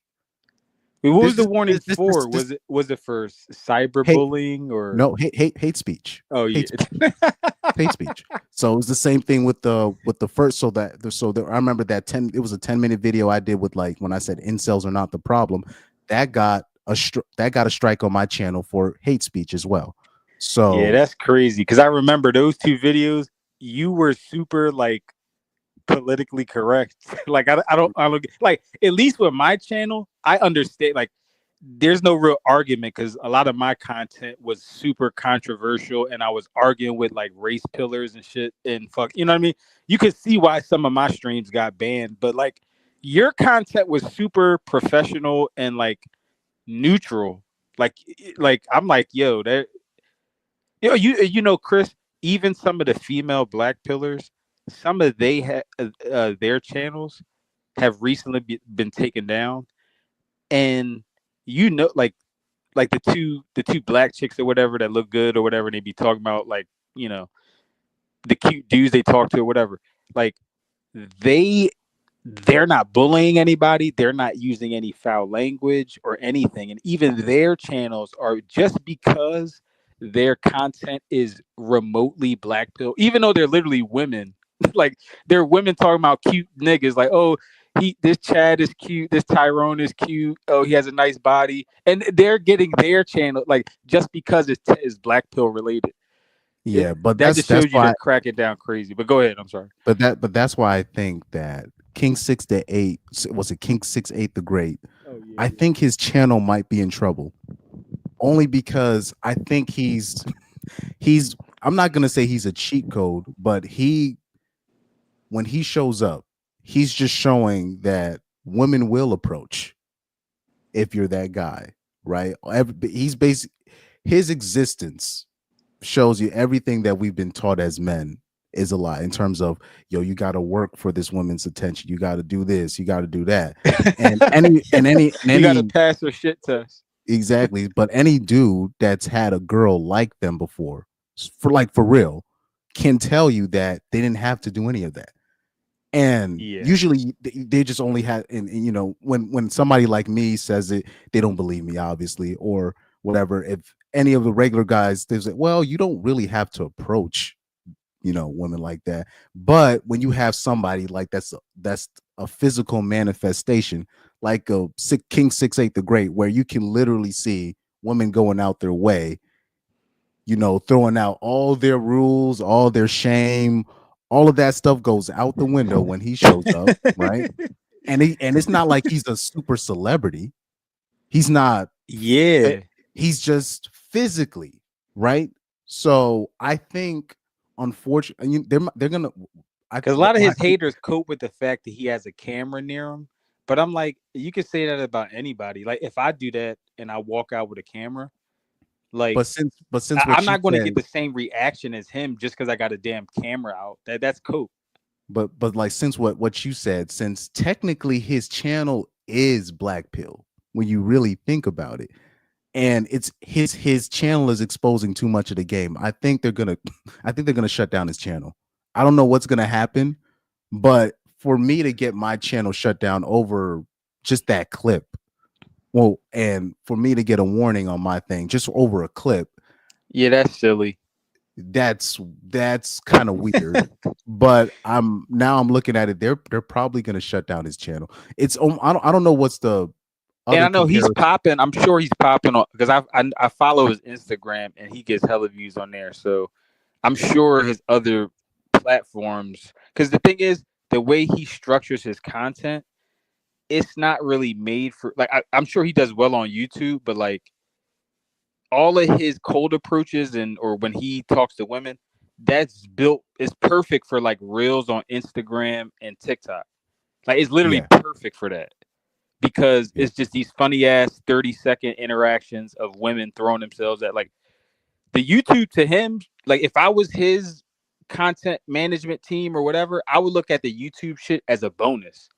And I'd be like, all right, let's try to tone down maybe your live streams and pre-uploads or whatever. But the other shit is kind of it is exposing the game, but the way he's doing it, it fits into that. Oh, it's just like he's one of these funny guys that goes around and like and the only reason I say that is because some of these white dudes on YouTube do that and they'll approach chicks on college campuses or whatever, and they'll get millions of views, but they get away with it because they're not really pickup artists. They're really just like attractive young dudes that are vloggers and shit like that, and they structure a lot of their content for TikTok and YouTube, or maybe YouTube as a secondary, whatever.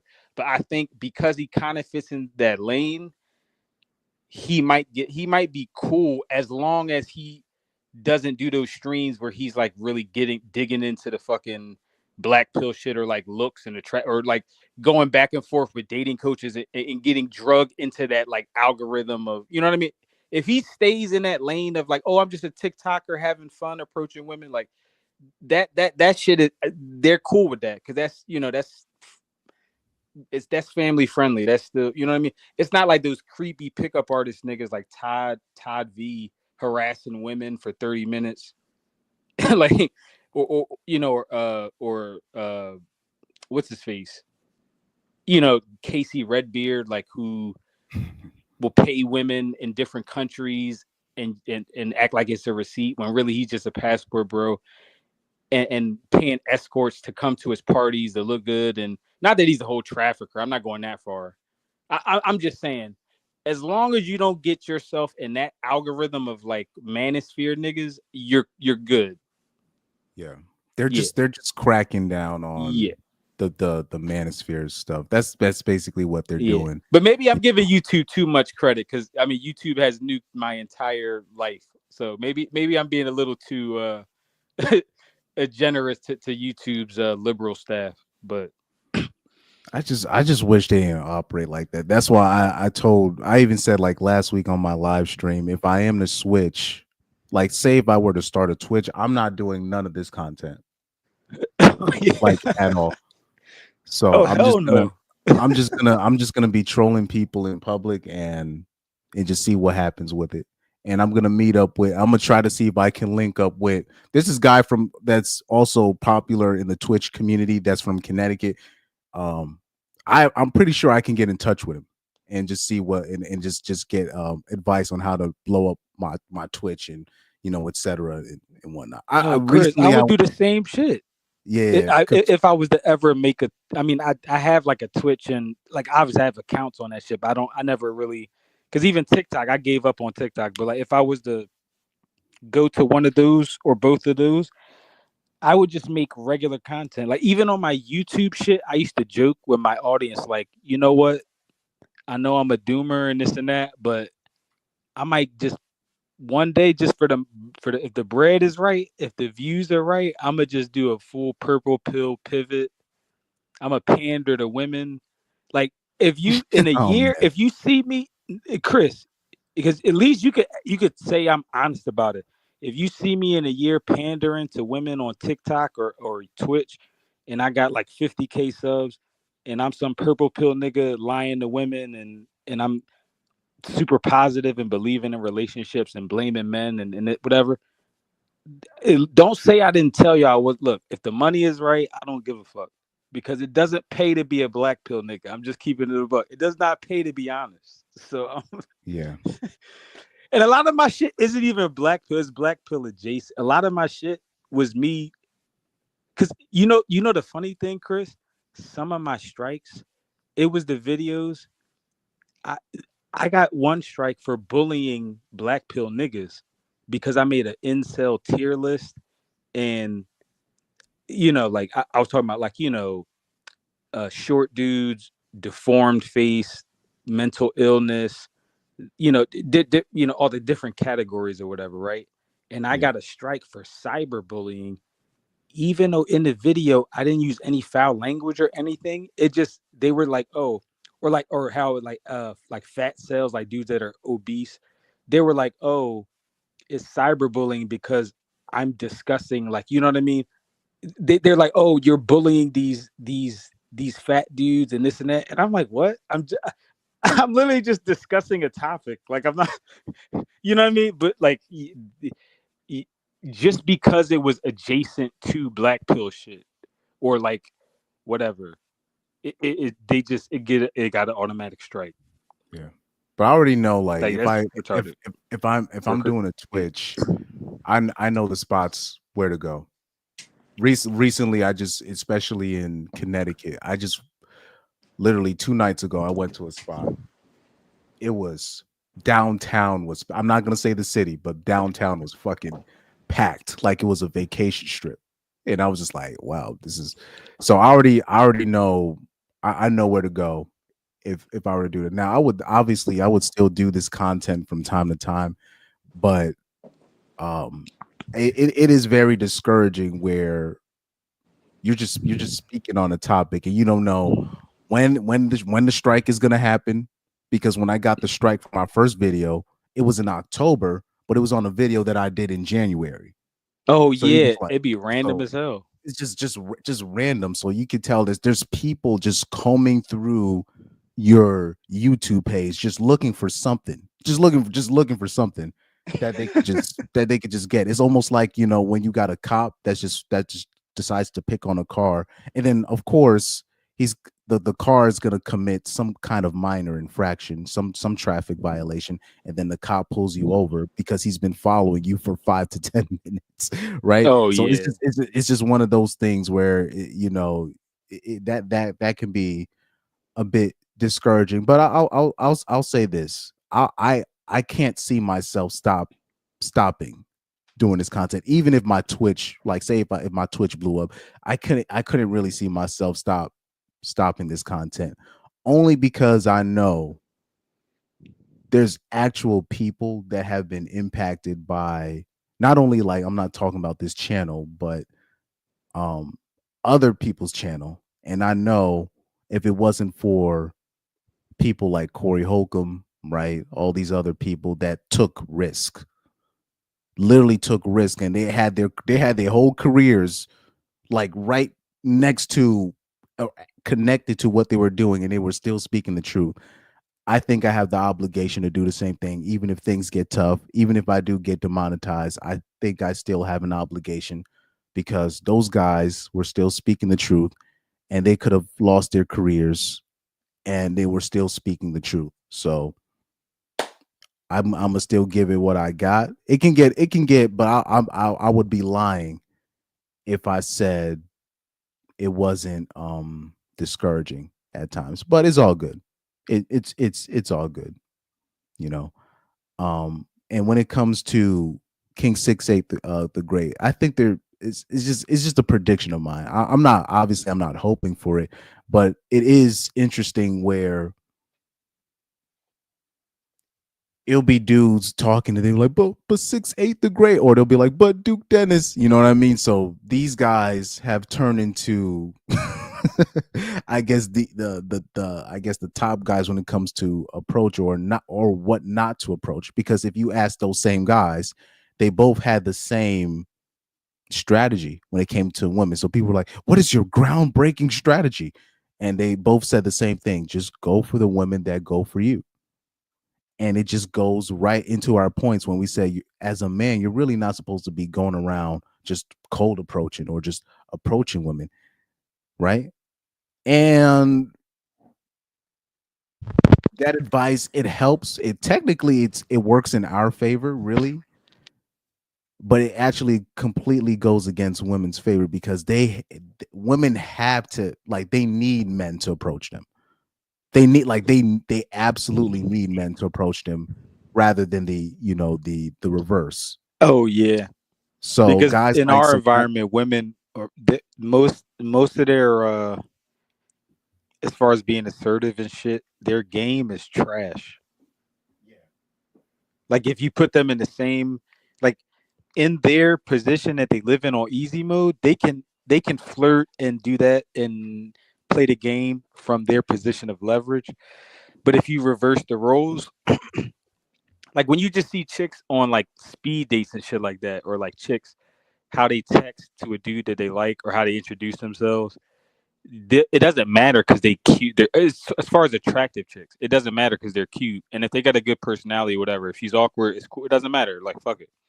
But that's because we're guys, so we're not going to disqualify for them, or we're not going to disqualify them for something stupid like that. But if we were like women and we were like, oh yeah, she's okay looking, but she's kind of lame, or she's too short, or XYZ, or yeah, I don't like the way she approached me. Like she didn't have that much confidence. She didn't talk about anything like she like you know what I mean? We're not really picking women apart for all the little things they're not good at. They get the coast. And I say this as a nigga, I think most dudes, their game is average at best as well. I'm not even saying, I think most, I mean, men and women are both awkward. It doesn't even really matter. But I'm just saying, women's awkwardness just doesn't get pointed out. Yeah. That's the game though. But that's, it is what it is. Like their game is, and again, I'm not trying to be a misogynist. I'm just saying their game is really trash. Yeah. Like but they be really thinking they're flirting or they're funny. Like, and I don't, again, I'm not trying to say all women aren't funny. I'm just saying it's so few and far between. Like when I meet a woman that's genuinely funny, it is super refreshing. Like she could be super average looking, but if she's genuinely funny, I'm like, wow, like this is, but a lot of women that are socially awkward, they really think they're super funny and super witty, and they be calling men boring or, oh yeah, he's lame. And I'm like, he has like 70 interests and you have like 2. You've traveled the world and all you did was eat at like the fucking resort and sip martinis or mimosas by the pool, and you think you're cultured, like, or you have substance. Like you're just a Travelicia. Calm down. I'm sorry, Chris. I don't want to go on a rant. I'm sorry. That's correct. That's correct. That's correct. But yeah, that's, oh shit, my mouse. Anyway, but seeing Cheyenne Bryant and Joy Taylor, because I if I would have called in a little earlier, I would have cooked them. But I didn't join StreamYard until after you got past that topic already, obviously. But yeah, I get fired up when I see them because they're an avatar for just like feminist final bosses. Yeah, like they're everything that's wrong. They're especially when you're talking about Joy Taylor, and I said it earlier, I might have to. Oh yeah, I'm glad you gave Taylor Rooks some credit because Taylor Rooks did distance herself. Yeah, like she stopped going on that podcast. Their little co-host with the whatever with Joy Taylor's podcast. I rate Taylor because I see some posts. Taylor Rooks stepped away from that. I think just permanently, like quietly. And she didn't even come up with an excuse. It's just nothing. Just because I'm sure she didn't want to like be public with it and make Joy look bad, because I'm sure she still is friends with her like on some level or had, but she knows for her reputation, because Taylor Rooks has like a positive reputation as far as, because there's the whole meme every time she interviews an NBA player, they get super arrogant and they say some viral like clip. Like they act super cocky, and then that same year their team gets blown out in the playoffs or like whatever. Yeah. Like when John Morant said we good in the West, when Taylor Rooks interviewed him, and that's the same year that Memphis Grizzlies got bounced in like the first round or whatever. But she got way more respect in the sports world than Joy Taylor does. But Joy Taylor, even like say if everything that I accuse Taylor Rooks of in terms of possibly operating like Joy Taylor in terms of sleeping her way, but I don't think Taylor Rooks is as evil as Joy Taylor. Meaning, if Taylor Rooks got caught with an athlete or whatever, a person of power, she's not going to accuse them of, grape, Yeah. like Of like fruit. Joy Taylor was saying. Like, that was Yeah, that's wild. wild. Or if a woman came up to Taylor Rooks and said, "Yo, this dude is touching up on me," whatever. Joy Taylor told the hairstylist to basically suck it up. You only here because of I recommended you here. I don't think Taylor Rooks would have done that. I don't think Taylor Oh, Rooks is yeah. evil. Like, Taylor Rooks is not evil like that. She can't be. that's just there's no way. So I might Yeah, have nah. to. I'm gonna have to do a what's a retraction on one of those kind of videos, only because that's only fair. That's Yeah. only. No, But and Taylor Rooks is good. I think the most you could say about her is, even if there's a component of her using her looks to get ahead and yada yada. there's nothing wrong with that, Yeah, honestly. but I'm It's just- saying I'm yeah. not even mad at that, because that's like almost every woman anyway. So that's, to me, that's like almost a moot point, because Yeah. I like on one of your videos, Chris, you were saying there's a lot of average looking chicks that you just see their picture and you might think, she got an average body count. And you're like, no, dude, some of those chicks, their body counts be the highest. And it's like, so a chick that's famous and looks good, that might be dating all these famous, that she might be dating athletes or rich, Brads or Chads or whoever, rapper, whoever it may be. I know she dated a couple dudes before, or she maybe dated Smash Kevin Durant, whatever. I get it. But my nigga, it's average looking women or even below average looking women that aren't famous that have been passed around too. So what's the difference? Like, it doesn't, that's a moot point. Like, yeah. At best, that's a tie. Like, if niggas show me like a good looking chick and an ugly chick, and they're like, oh, which one do you want? Do you want the ugly chick because she is a pure girl with a great personality? I'm like, no. These days, it's not. This is not the 90s or the 2000s. These days, the good looking chick might have the lesser body count, and she might be nicer and have a better personality. Like, literally, I'm not even like literally. I agree with that as well. People don't understand, like, even the fat chicks, because unfortunately we've been told what dudes will tell other dudes, oh nah, man, you can't start off with the 10, you gotta start off with the fat chick and all this stuff. Yeah, So you got to work your way up. You got to start with the 3 at the 4 out of 10 and work your way up. I'm like, no. So you got all these people brave enough, quote unquote, to go at the fat chick. Now you have this fat chick that has all these bodies, because they could talk about, they're confident and all that, but they have the lowest self-esteem. We know anybody that's been with chicks like that, they know they have very low self-esteem. So they end up with a ridiculous body count. Meanwhile, a girl that's a 10 or a 9, she'll have a high body count as well, but not as much as they won't have triple digits, believe it or not. They'll have like 25, right? Yeah.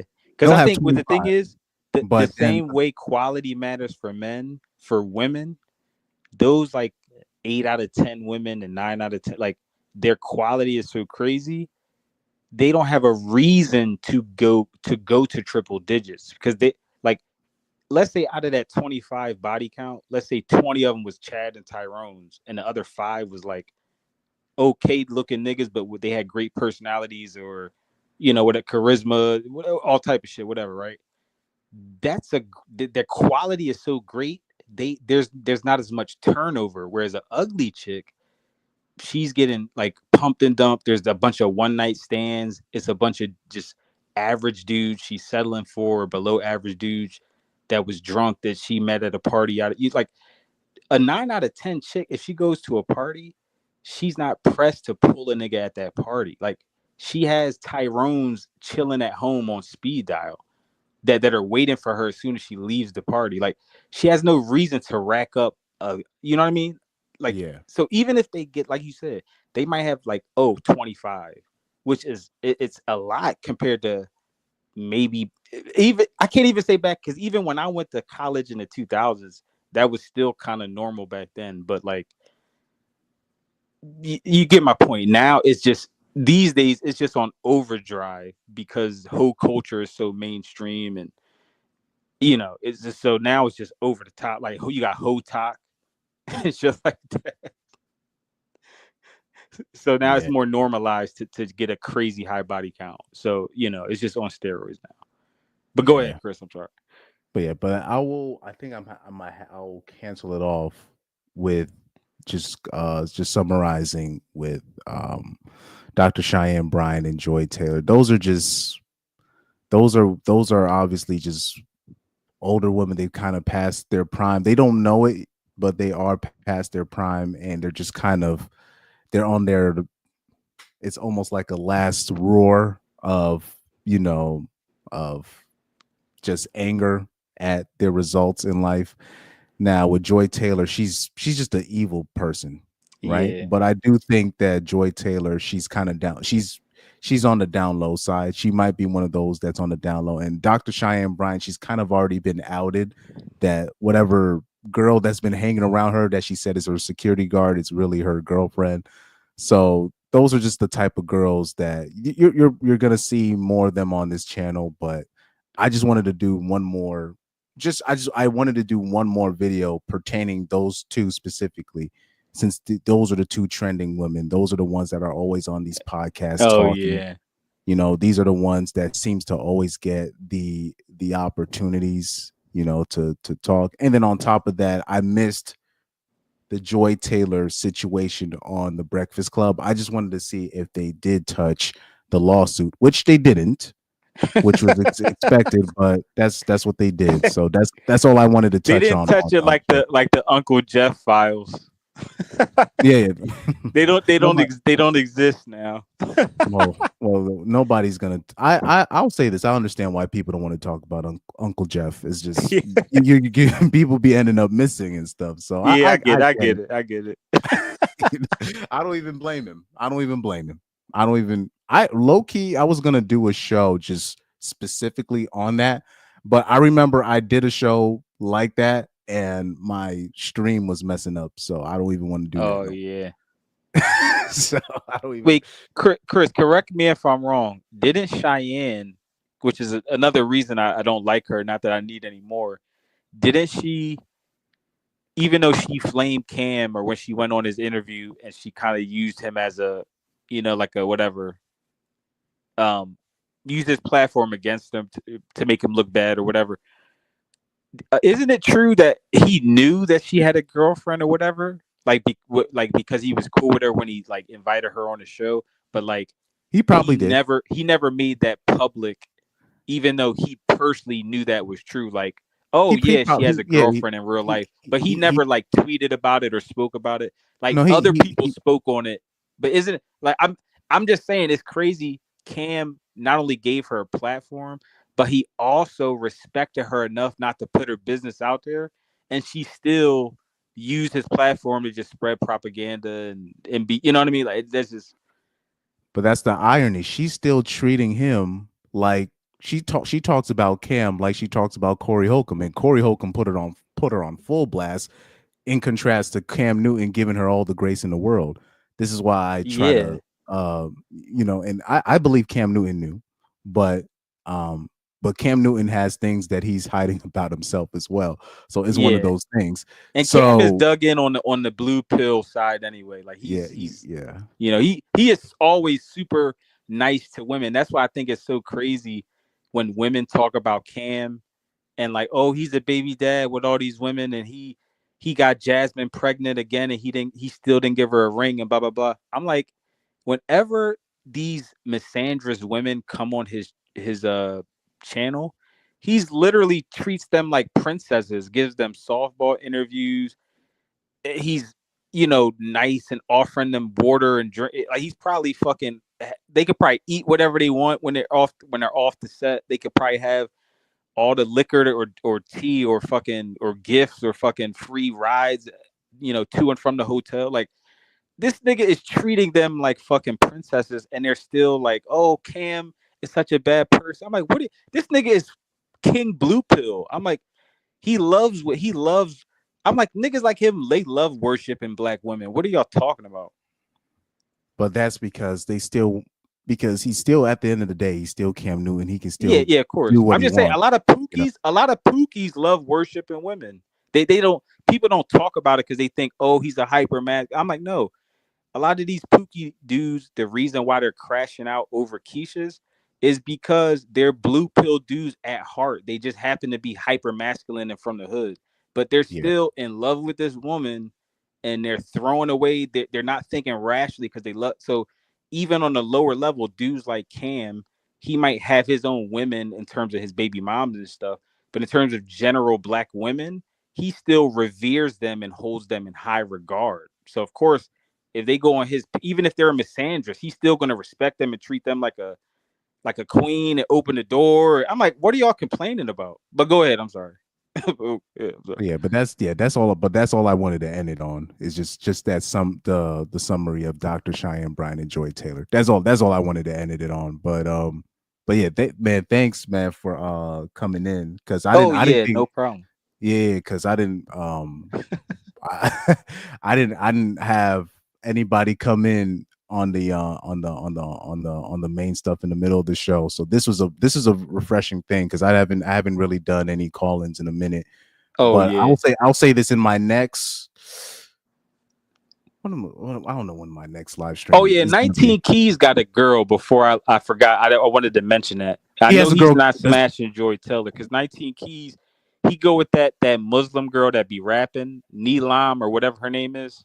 Wait, hold she on. like that light brown skin girl that I think she's Muslim or something, but she. 19 Keys. Let me look that up before I sign off. Let me look that up. Because I think they might be married, because I've seen like couple pictures on their Instagram. They might be married. If you look on his Instagram. Oh, okay. I've seen. Okay, I'm looking at these photos. Because she does like freestyles on Instagram or whatever. Like I've seen her do. Because I don't even know. I don't think I follow her, but I know I follow him, and I've seen her randomly.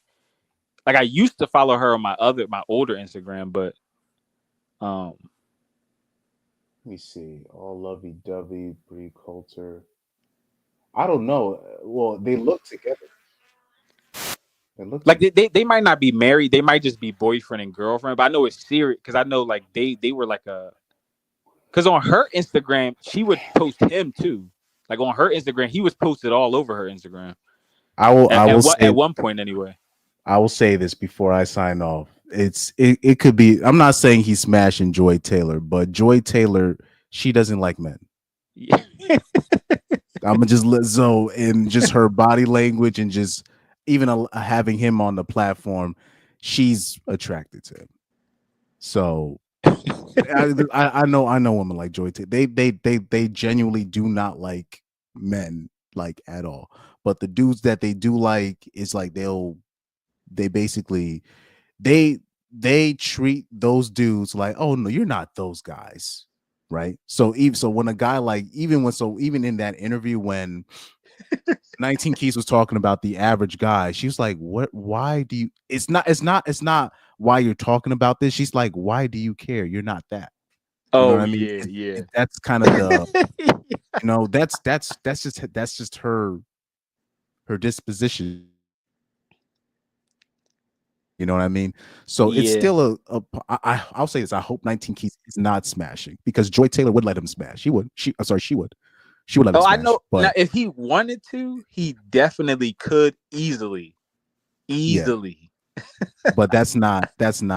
I would say that's not what you want. That's not what you want. Out of all, I don't want him to. I don't think he honestly, because his girlfriend is to me. I would easily take his girl over Joy Taylor in the heart. It's not even really debatable to me. Yeah. No, you're right. Because her body is, she like kind of slim, but got kind of like a bot, like in the right places, like slim fit. Like she don't got that weird. Like Joy Taylor is okay, but it's kind of whatever. I don't even want to get into that, but she's attractive, but I'm sure Joy Taylor thinks she's like an 8 or a 9. No, I'm sure, but Nah, I think 19 Keys' girlfriend is way closer to an 8 than Joy Taylor is. I'll put it that way. No, you're right. You're right. It's I'll just, put it that way. so I guess her name is Bree Coulter. I hope I'm getting her name. Yeah, maybe it's Bree Coulter. My bad. I think I mixed it up. My bad. No, you're good. You're good. It's just No, I think I'm the girl, the Muslim girl I was talking about, I think she's just maybe cool with 19 Keys, and her boyfriend is some other dude. My bad. But yeah, Bree Coulter, if it's the brown skin model chick with like brown hair or whatever in some picture, yeah, that's so yeah. Either way, she's way better than than Joy Taylor. I think I think she's like a model or some shit. But either way, she's if it's the girl I'm thinking about, yeah, she's clearly better. Let me just see. I'm showing it on the screen right now. Yeah, that's it. That's her. Yeah, my bad. Yeah, the girl, the Muslim rapper chick is just she goes with somebody else. I can't remember, but yeah, this chick, yeah, he's faithful. If I had to bet money on it, he's faithful there.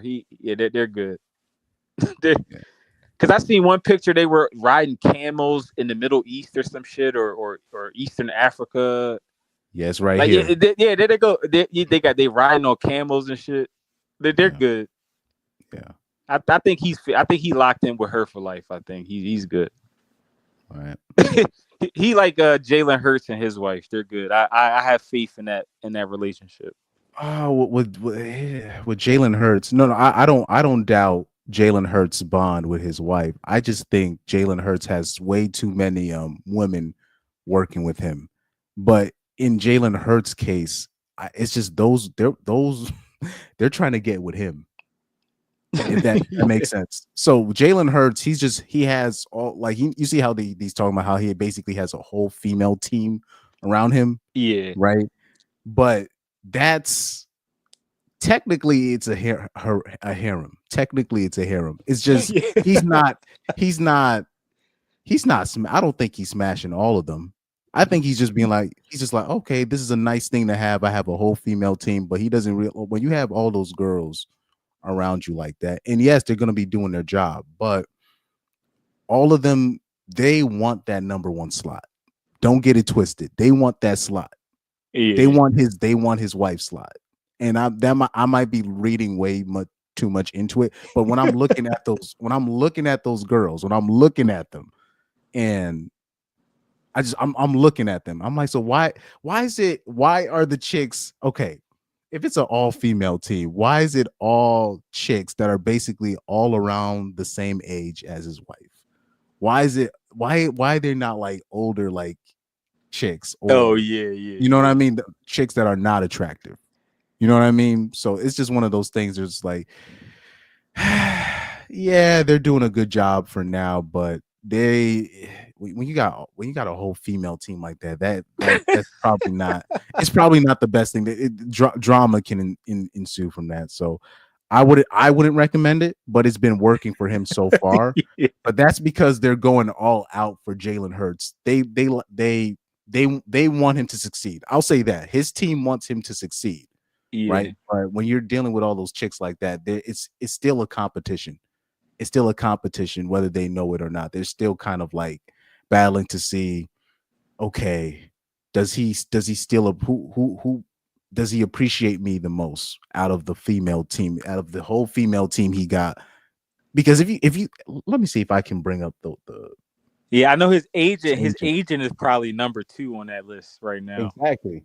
Yeah, I would say that too. Jalen Hurts agent. Let's see if I can share the tab. My bad. Hold on for a sec. Because she got him a damn good contract that still kind of helped his team out the way they structured it. So his agent she did her job. His agent looks like his wife. Right here, and then right here you got what's another person on his team? You got the agent, and then you got somebody else. It's I saw like this white chick. I forgot what her name is. Jalen Hurts team of agents or team of management. I don't know. It's like it's got like right here. Yeah. right here. If I can zoom in on these bitches, hold on for a sec. Here we go. Yeah, you got one that's the one white bitch that's in charge of marketing. Another one, brand management. Nicole Lynn, which is the more famous one, obviously. Another bitch, media relations. Shamika Simons Winter, publicist.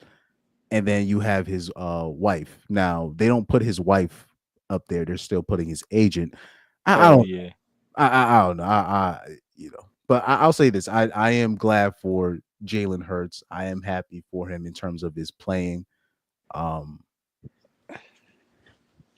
Yo, Chris, I will say Jalen Hurts is the one dude I see posted the most on like Instagram by women who don't know anything about sports. Yeah, I'll see a random like every NFL season, like especially like in the playoffs or the Super Bowl.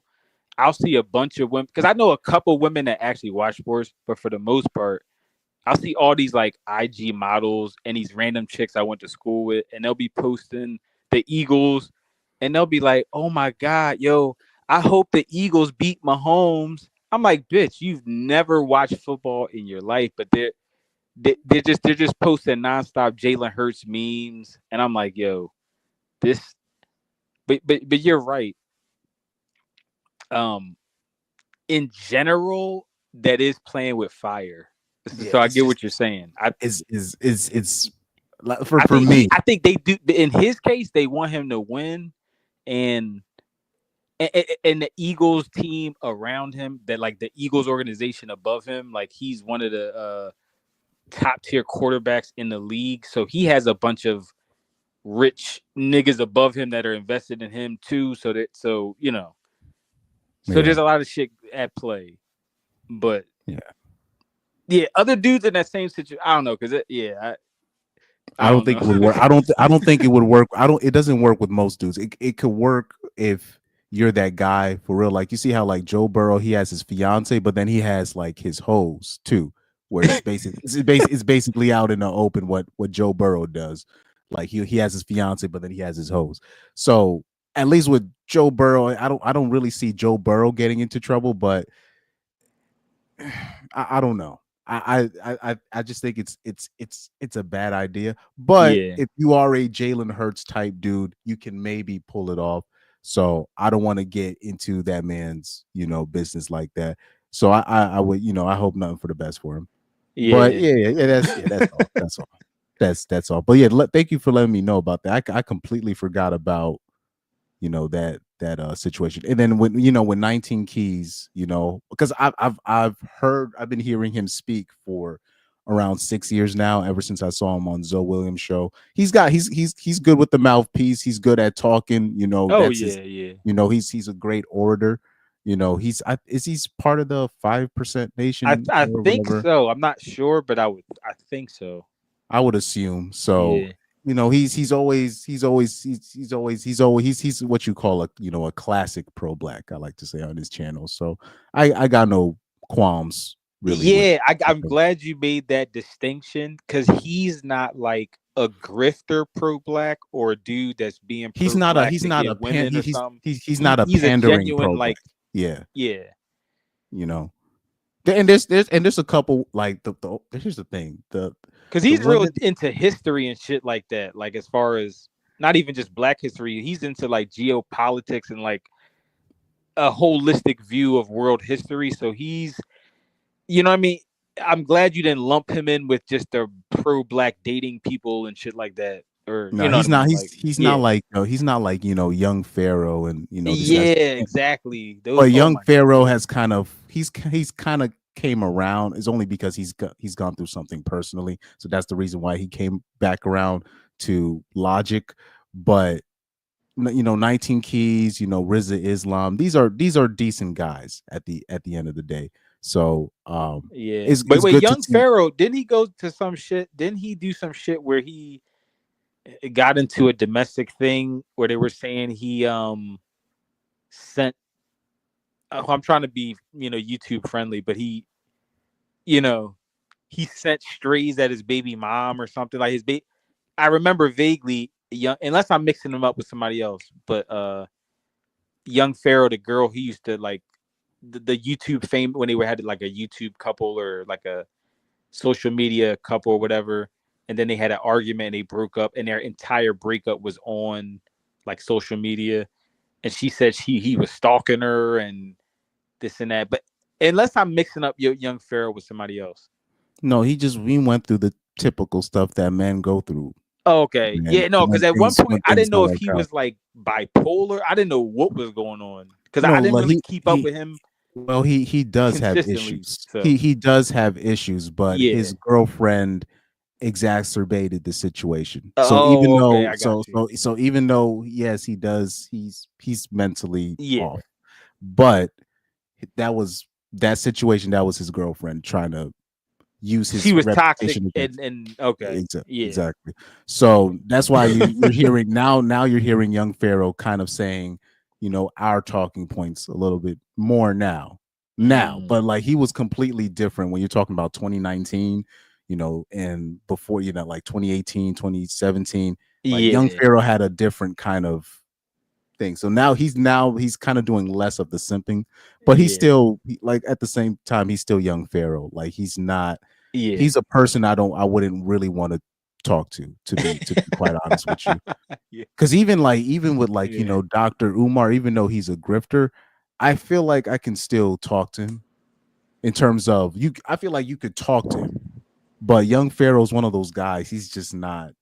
Oh yeah. Yeah. If I had a 20 or 30-minute like interview or convo with Dr. Umar, I could actually get something out of it. Like I could, even if it was just not necessarily me getting him to admit like a viral moment of me owning him or something, even if it was just me to get him to speak on certain nuances of certain shit, like, or challenge him without really being, you know, controversial, and getting him to, because it's certain stuff he'll say where I'm like, okay, I know he's only saying it because most of his audience is women, so you know he's feeding them some red meat, even though he's trying to give them a little bit of truth here and there. Like I would kind of call him out, but either way, I think I could get some value out of that, as opposed to Pharaoh or somebody like that, where it's more of like, I don't even know if we're going to have a coherent conversation. Yeah, he screams too much. Yeah, so, like, yeah. I remember watching Rizza Islam and young Pharaoh have I guess one of those debates, and I just couldn't get it. I just couldn't get 2 minutes into it. And Rizza Islam, was very patient with him, but it was literally like him talking to like his younger sister. You know what I mean? It was just really bad. Just the optics looked looked really bad. So it's just he's just one of those guys. But you know I don't have any beef with young Pharaoh. It's just he's just one of those guys I wouldn't really recommend, especially young black men, to really listen to. That's just a guy I wouldn't recommend. I think we've covered all the points. But yeah, that's basically it for today. But I'll say this: I'll do a show next time, and I will go into the Jalen Hurts situation, because I completely forgot that he does have a whole female team and they were talking about it during the Super Bowl, and I was like, all right, I'll keep that in mind, because I already know. I don't wish the worst, but I already know that can't end good. But hopefully his wife is really down for him for real, and is on the Savannah James side of things, and is not going to put the whole tea out there. So hopefully Jalen Hurts has one of those type of girls. I don't think so, but we'll see. We'll see. What clip should I end the show on? Because I got a lot of new. I got the Haha Davis one. I got the Everybody Hates Chris. I got the Shadiah Knight one.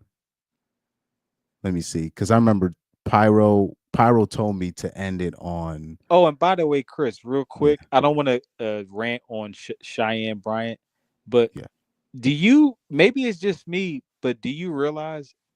I don't think a lot of chicks understand if you get a doctorate, even if she got a doctorate and it was from a legitimate accredited school or whatever, that doesn't make you a quote unquote doctor. Like I could be let's say I was like, yo, Chris, I got a PhD in anthropology. And you were like, oh, Stefan, or educated Pookie or Tyrone, whatever. I got 1,000 names. But if you were like, yo, Pookie, that's what's up. You got a PhD in social anthropology or whatever, right? I wouldn't go around telling people I'm a doctor. You know what I mean? I got a doctorate in a social science. That's not like I'm a psychiatrist and I can prescribe people medicine, or I'm a fucking, oncologist and I can consult people on their chemotherapy and shit. Like I'm not I'm just I got a fucking PhD, you know what I mean? Or I got a PhD in philosophy or some shit. You know what I mean? Like I think women literally think that getting a doctorate in anything is the same thing as being like a medical doctor. Yeah, but like they literally don't, because they're like, oh my god, no, I'm like, yo, there's plenty of women who have even men. There's plenty of men and women who have PhDs in random, social sciences and shit. That they're not like a doctor, quote unquote, per se. In the same way, you know what I mean? Like if I'm on an airplane and somebody says, "Oh, we need a doctor," I'm not going to raise my hand and say, "Oh, I'm a doctor." It's like, no, nigga, I'm an anthropologist. I'm not a doctor. It's like what? But go ahead. I'm sorry. But yeah, that's basically what they use to hustle. So that's Corey Holcomb was talking about that too. So there's just been a lot of women doing that, just putting the doctor title next to their name because they got a degree in Pan-African studies. That's what she literally said that she had her stuff in. So it is what it is. I'm not gonna call her. I don't even want to call her a doctor anymore on my show, on my channel. So it's just that's just what she does to hustle. I guess I'll end it with. Oh, I know what to end it with. I'm gonna end it with Haha Davis, and I'm gonna end it off with Mace telling us to. I'm gonna end it off with the Diamond Girls, the Blood Diamond Girl that claimed that she flew out by a blood diamonds dealer, and then I will end it off with Mr. Mace telling women to stop dating criminals. So man, thank you, Educated Pookie. Thank you for tuning in. Great this stream. is a great topic. Yeah, this is Pyro, please. Yeah, you're gonna have to replay it. Pyro, you're gonna have to replay it, man. So shout out to you guys. Thank you for tuning into the stream, and that's it for tonight. I hooked up with a blood diamonds dealer in South Africa, and then we took his private jet to like a gorilla reserve in Uganda where we like exchanged diamonds for cash, and then we flew home.